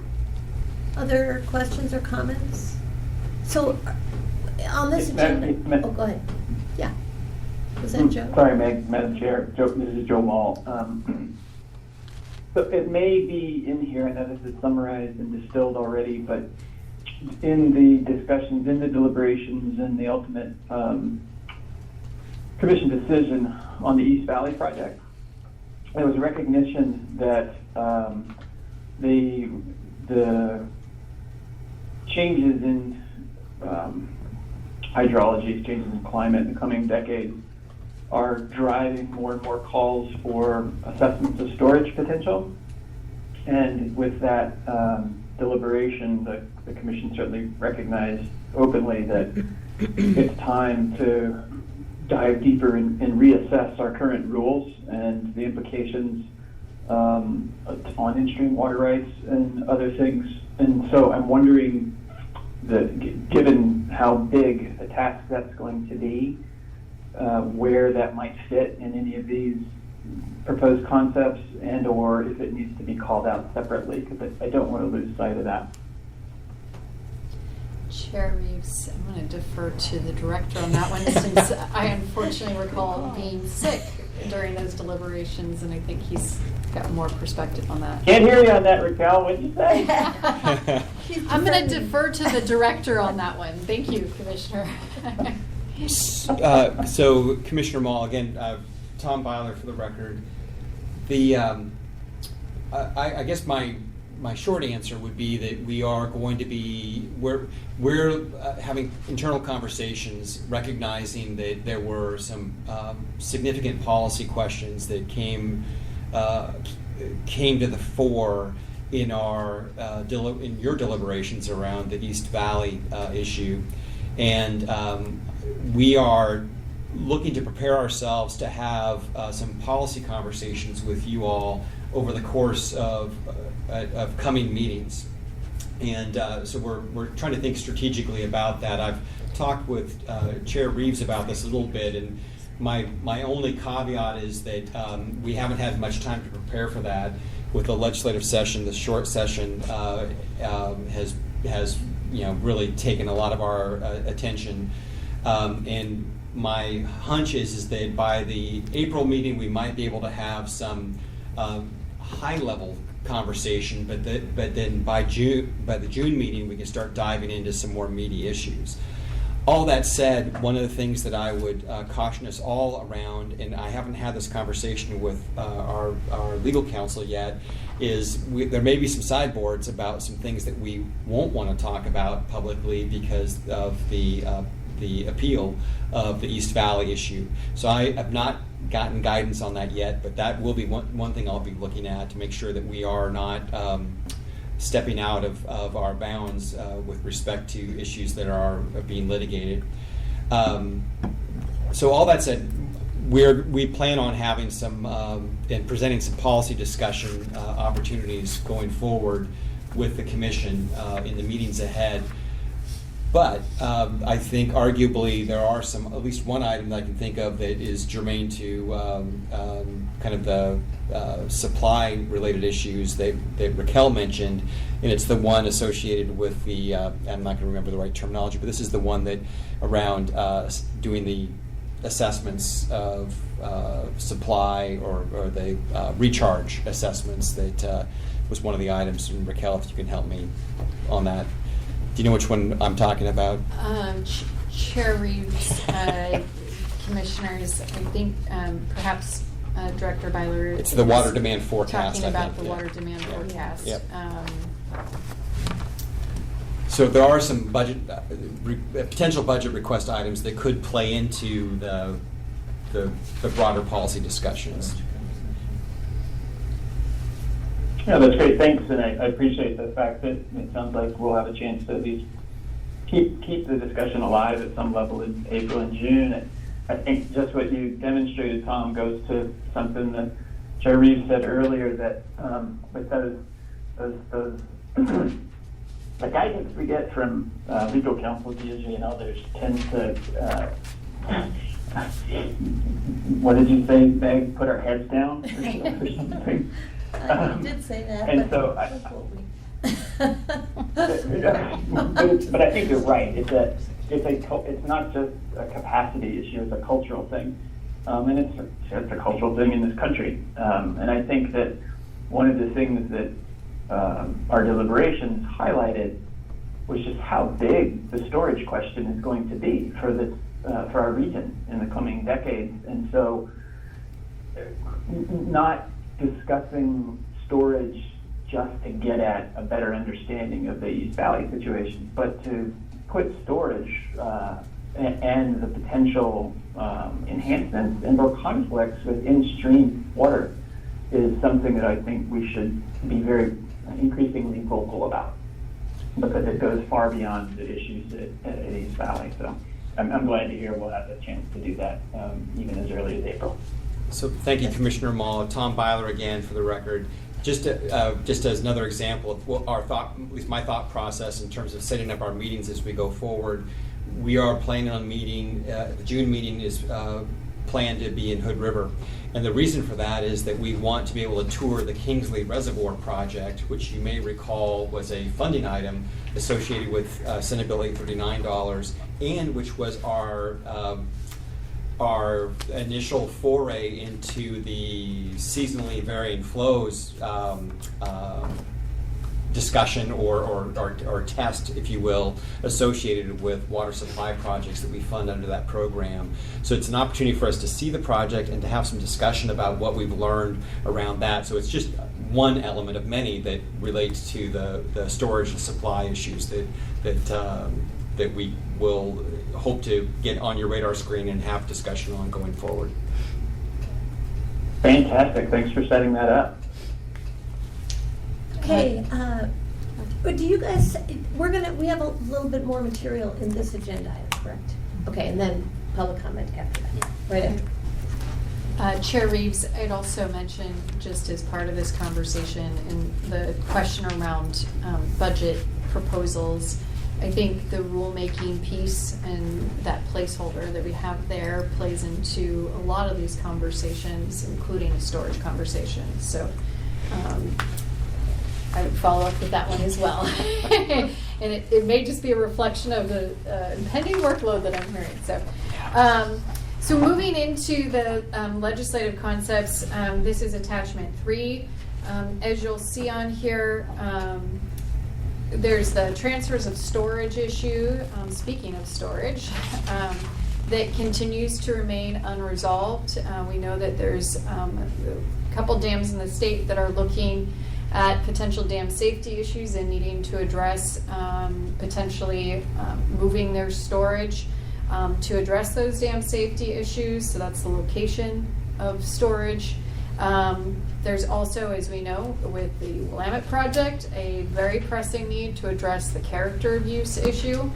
And there's no pathway forward as of this point. And I anticipate that those will be some, that will require a work group that I think at this point the agency will need to lead in trying to find some resolution on that. And and there's certainly is different opinions on what and how to address that. The next one is a fee-related one. This would modernize our hydroelectric fees. We had a high in 2017. There was a hydroelectric fee panel that was formed, which is required by statute.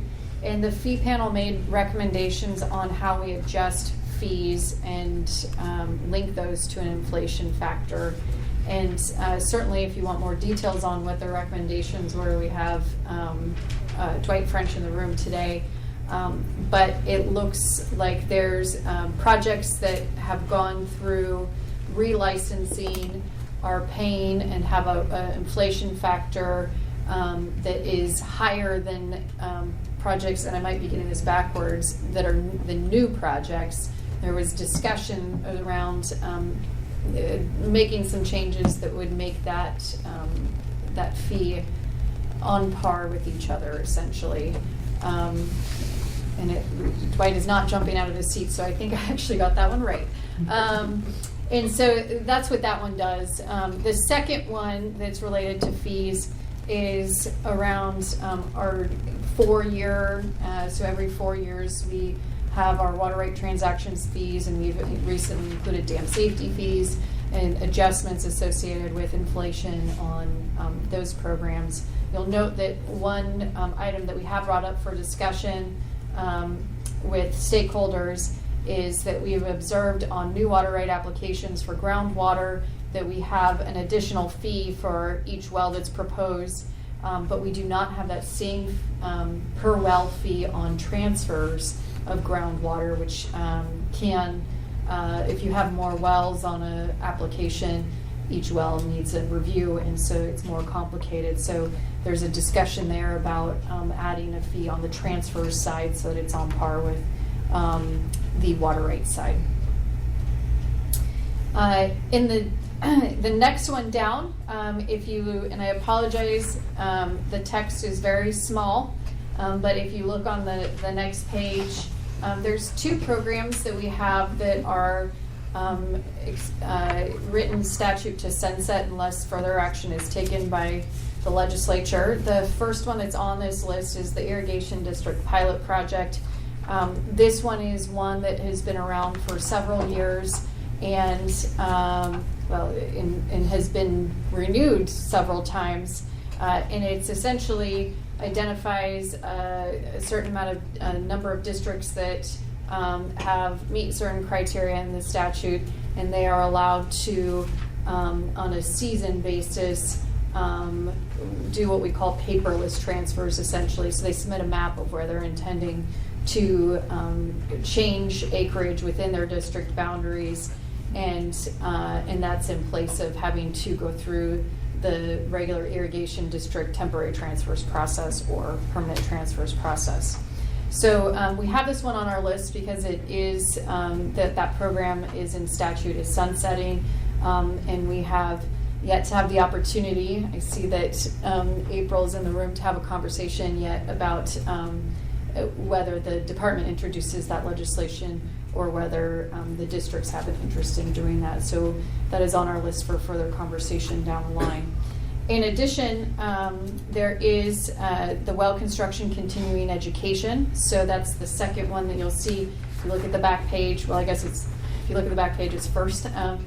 And that is our program that requires well drillers to undertake a certain amount of continuing education classes and get credits in order to renew their licenses.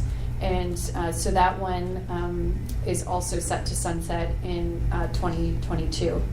And we'll be looking at renewing and potentially making that program permanent. And then finally, as I alluded to earlier on the budget packages, this is the placeholder for continuing conversations with the Oregon Groundwater Association and any other stakeholders that are interested in participating in those conversations about how we can modernize our well construction program. So that's what's on the department's list. We've received some feedback from stakeholders of some other items that they're interested in. For example, I've received one question around our split season leasing. That one's not sunsetting until 2024, I believe, or 2026. I'd have to look. It's not in this next session, and this is already a fairly long list. So we're not proposing to address that one this go around. I know, and I don't know, Kimberly, if you would like me to go over yours, or if you're intending to speak to yours with the commission at this point in time. I was just going to raise one issue. Okay, so I have some more feedback from Kimberly on some of the other ideas for legislation, but since she's in the room, I will have her talk about those to the extent she would like to. So that's what we have on our agenda at this point in time. I'll also note, so two of those, the well construction one and the transfers of storage, there's not a defined pathway forward at this point in time, and we anticipate that those are going to be a significant workload in terms of engaging with stakeholders and having those conversations about how we address those two issues. We also heard today during the House Water Committee that Representative Helm is formulating a work group on water use measurement and reporting.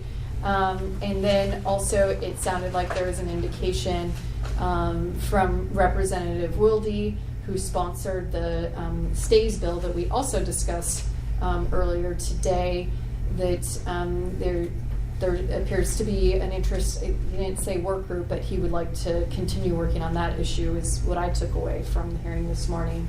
So I note that because there's going to be quite a significant amount of work for the interim here. Legislators' bills, though, are not typically due until, I think, the September timeframe, so agencies go kind of first. So that April and June timeframe is actually not the same timeline for work that's being undertaken by legislators. So with that, I'll see if there's any comments or feedback or other topics that you think we may have missed on the legislative concept side of the equation. Any feedback from commissioners?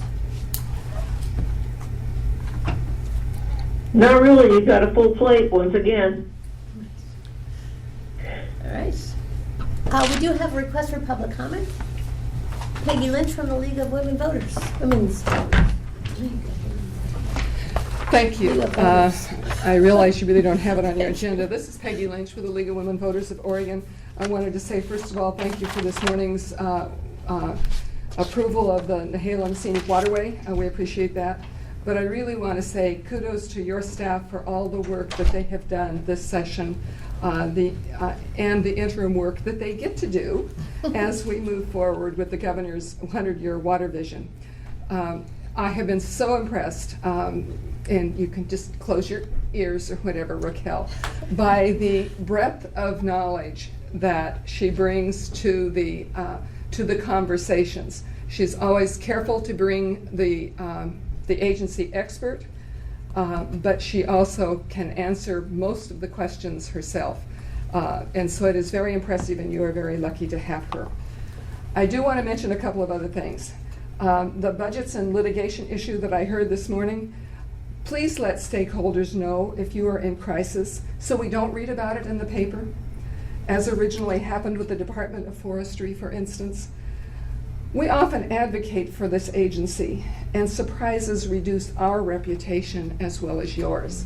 So as you move forward and you discover that there are issues around which you're going to have to deal, figure out an appropriate way to let the rest of us know so that we can at least be aware of what you are doing and what to expect from the rest of the world.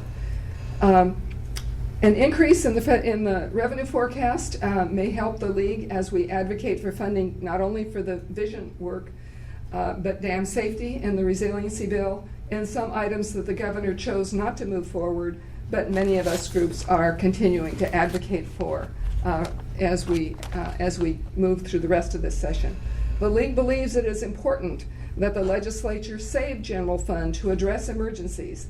And if we see an economic downturn, we will need those general fund dollars until the downturn gets so bad that we can access the 2 rainy day funds. And that's something that people need to understand, that the rainy day funds have triggers, and those triggers may not happen while you still need some general fund to cover issues. Our rainy day funds are about 13% of general fund, which is really exciting. But we will need to do that. So we are trying to ask carefully. The league engages in almost all of the issues that the legislature considers, as there are other people, volunteers like me, dealing with these issues. So we do try to balance our individual asks with the overall state needs. And the last thing I want to say as we talk about 2021, and thank you for this morning's information. It was very helpful since I missed the January stakeholder meeting. There are at least 11 legislators retiring. So it will be important for us all to introduce water issues to our new legislators in 2021 or after the November election. So I just want to make sure that we've already had some new ones this session that we've had to have a conversation about or with. So thank you all for your volunteerism, and thanks. I appreciate the work that your staff does, and for all of you as commissioners.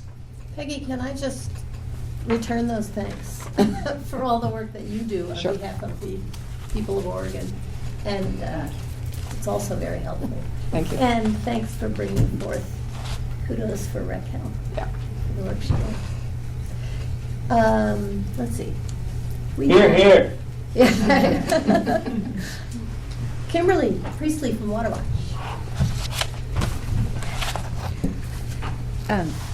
Chair Reeves, members of the commission, hi, I'm Kimberly Priestley, here representing Water Watch of Oregon.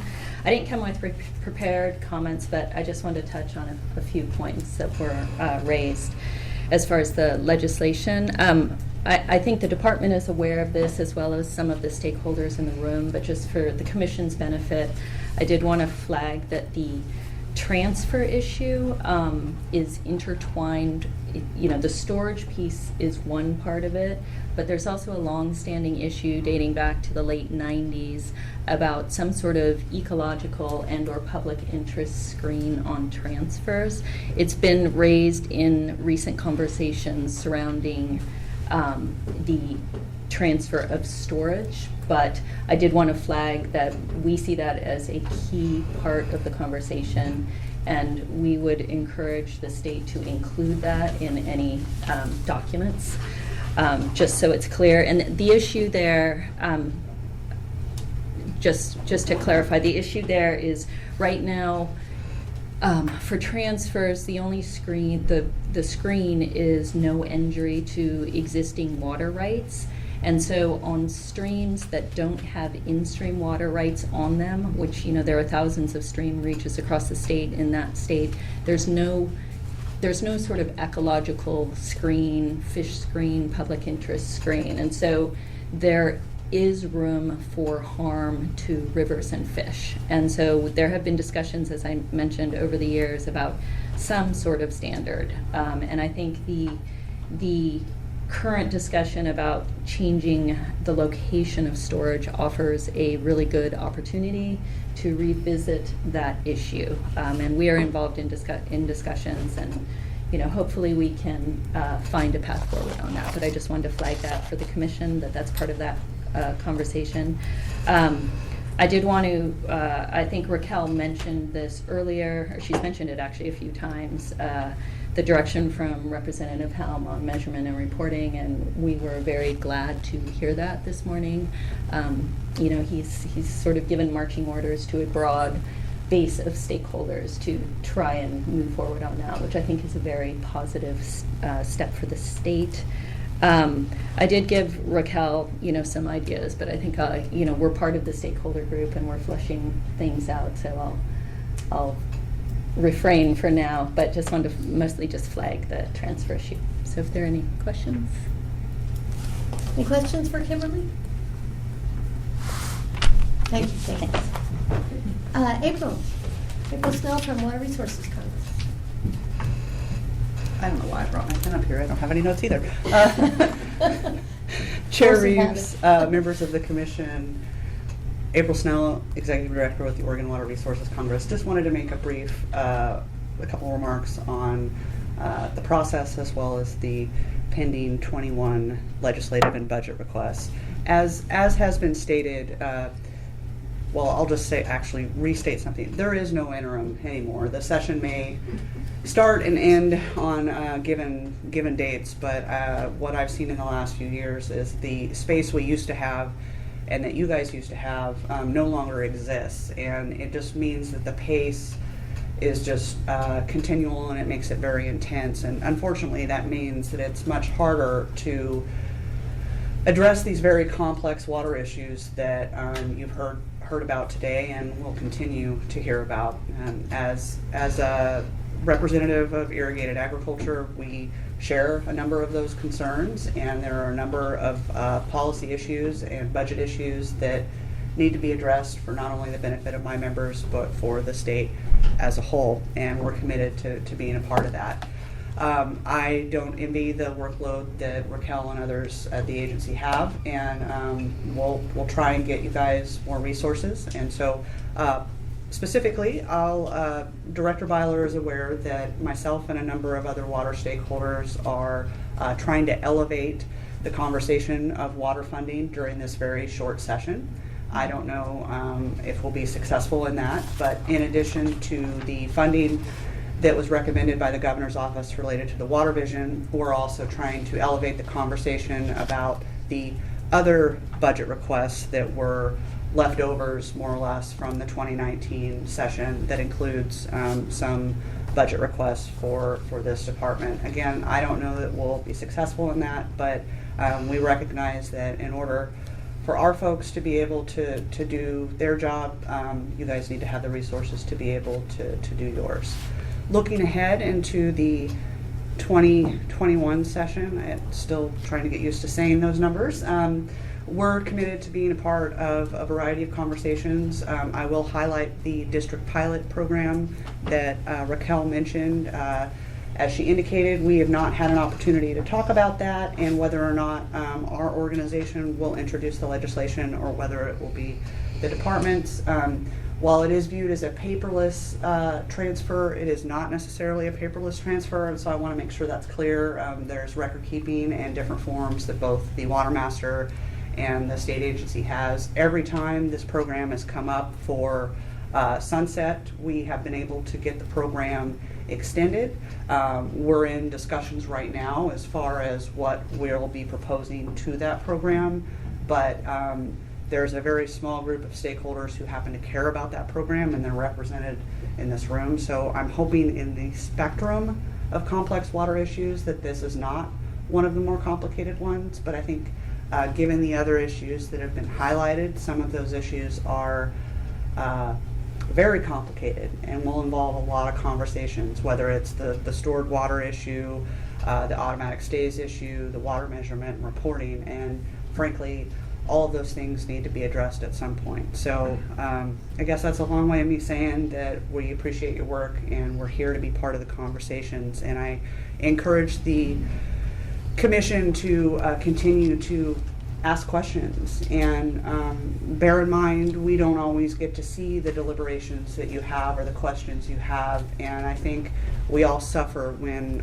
we're not able to be part of those conversations, especially when in many areas of water policy we're missing clarity. It's not that we have a fundamental disagreement, we just are missing the clarity we need to be able to modernize these statutes and make sure that we have water for all interests moving forward. So thank you very much. Thank you, April. So we're moving to our next agenda item, correct? Chair Reeves, I would like to request 5 minutes for a quick break. Okay. We'll be condensing the agenda item into 15 minutes because I'm afraid we're going to lose the commissioners after 1 o'clock. But that's fine. It can be done. Chair Reeves, I think the next one is fairly short. Okay, perfect. So we'll reconvene at 12:35.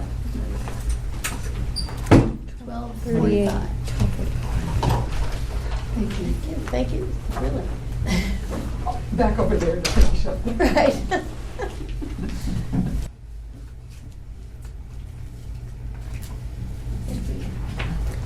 How about Bruce? Yes. Bob?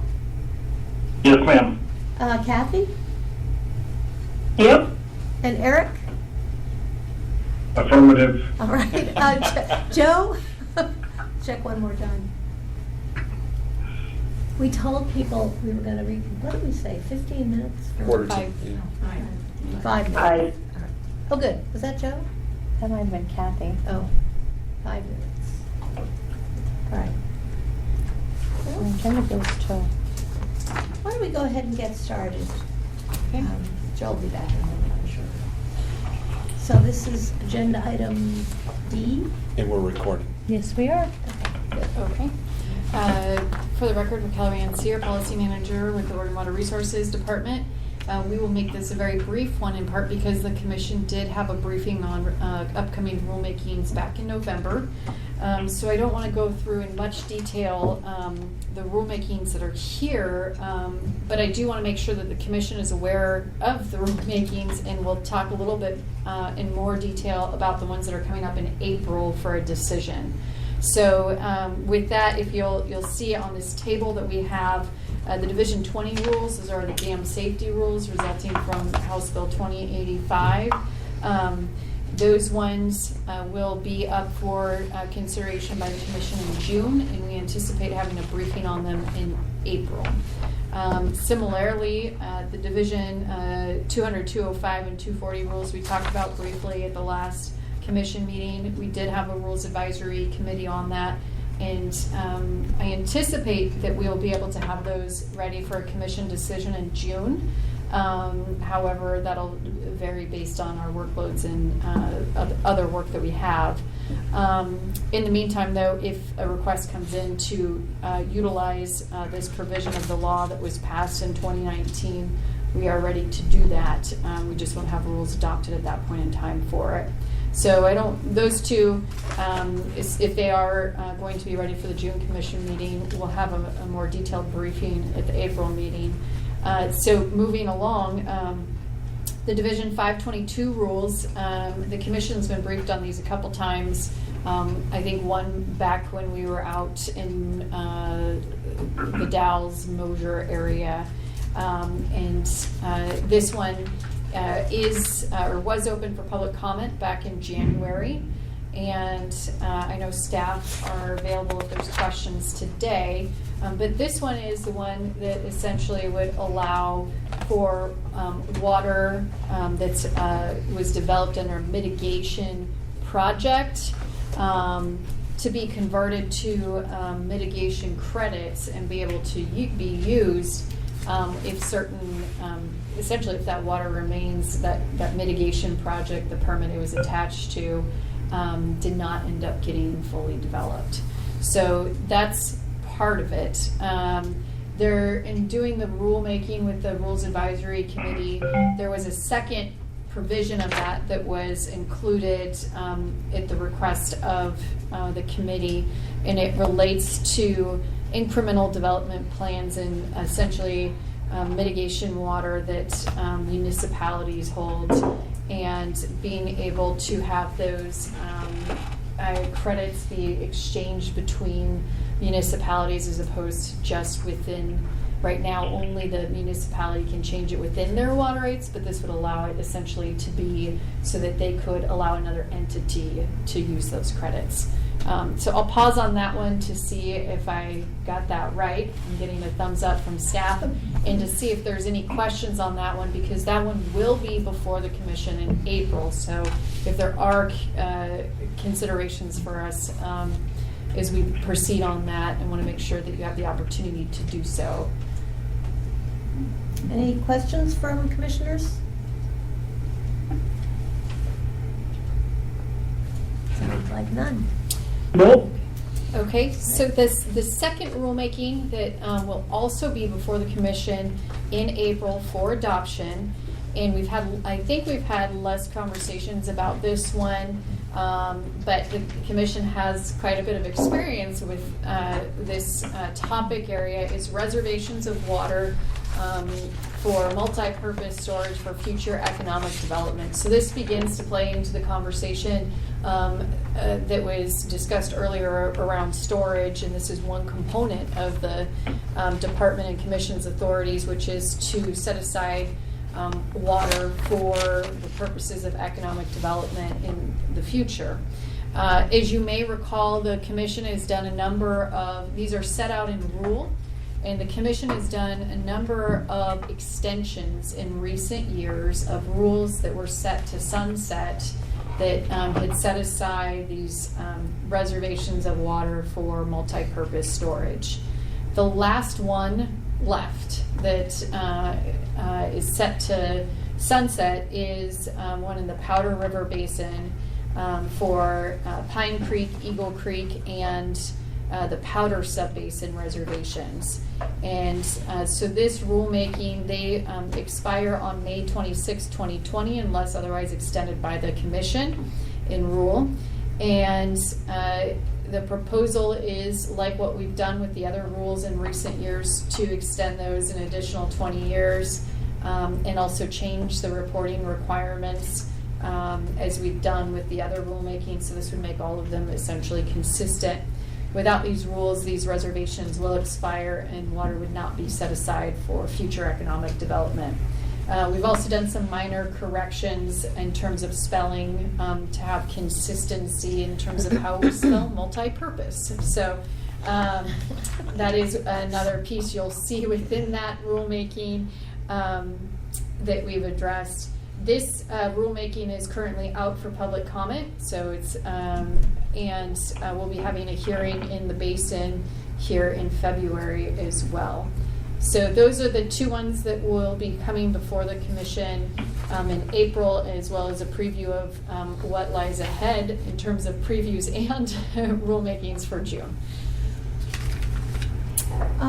Any questions from commissioners? I know that public comment is underway, but I'm wondering, do you have any sense of whether this rulemaking will have, people will oppose this? Chair Reeves, I do not have any indication at this point in time that there will be opposition to the Division 509 rulemaking. My recollection from the prior ones is that we did not see opposition, but certainly we will we'll see on this go around if there is. We've definitely, the Rules Advisory Committee involved a number of people from the local area, and so it's a matter of none that I can anticipate at this point in time. Okay, thank you. And Madam Chair, Tom Byler again for the record. We will be in Baker City for the April meeting, so we will, I'm sure, we'll be hearing from local folks around this issue. So it's a nice opportunity for us to hear and maybe engage with some of the local folks who are interested in this reservation issue. And there'll be opportunity, will there be a comment period that allow people to? Not for the rulemaking, no, but we can talk with them after the action. Okay, any last opportunity for questions or comments from the commission? This is our last agenda item for today. I do have one other request from Nirvana. If all of the commissioners would respond to her query about the September meeting. So if you haven't, please do. And with that, we are adjourned. Thank you, everyone. Thanks, All right, everybody. thank you. Thank you. Thank you. Thanks, everyone. Bye-bye. Bye-bye.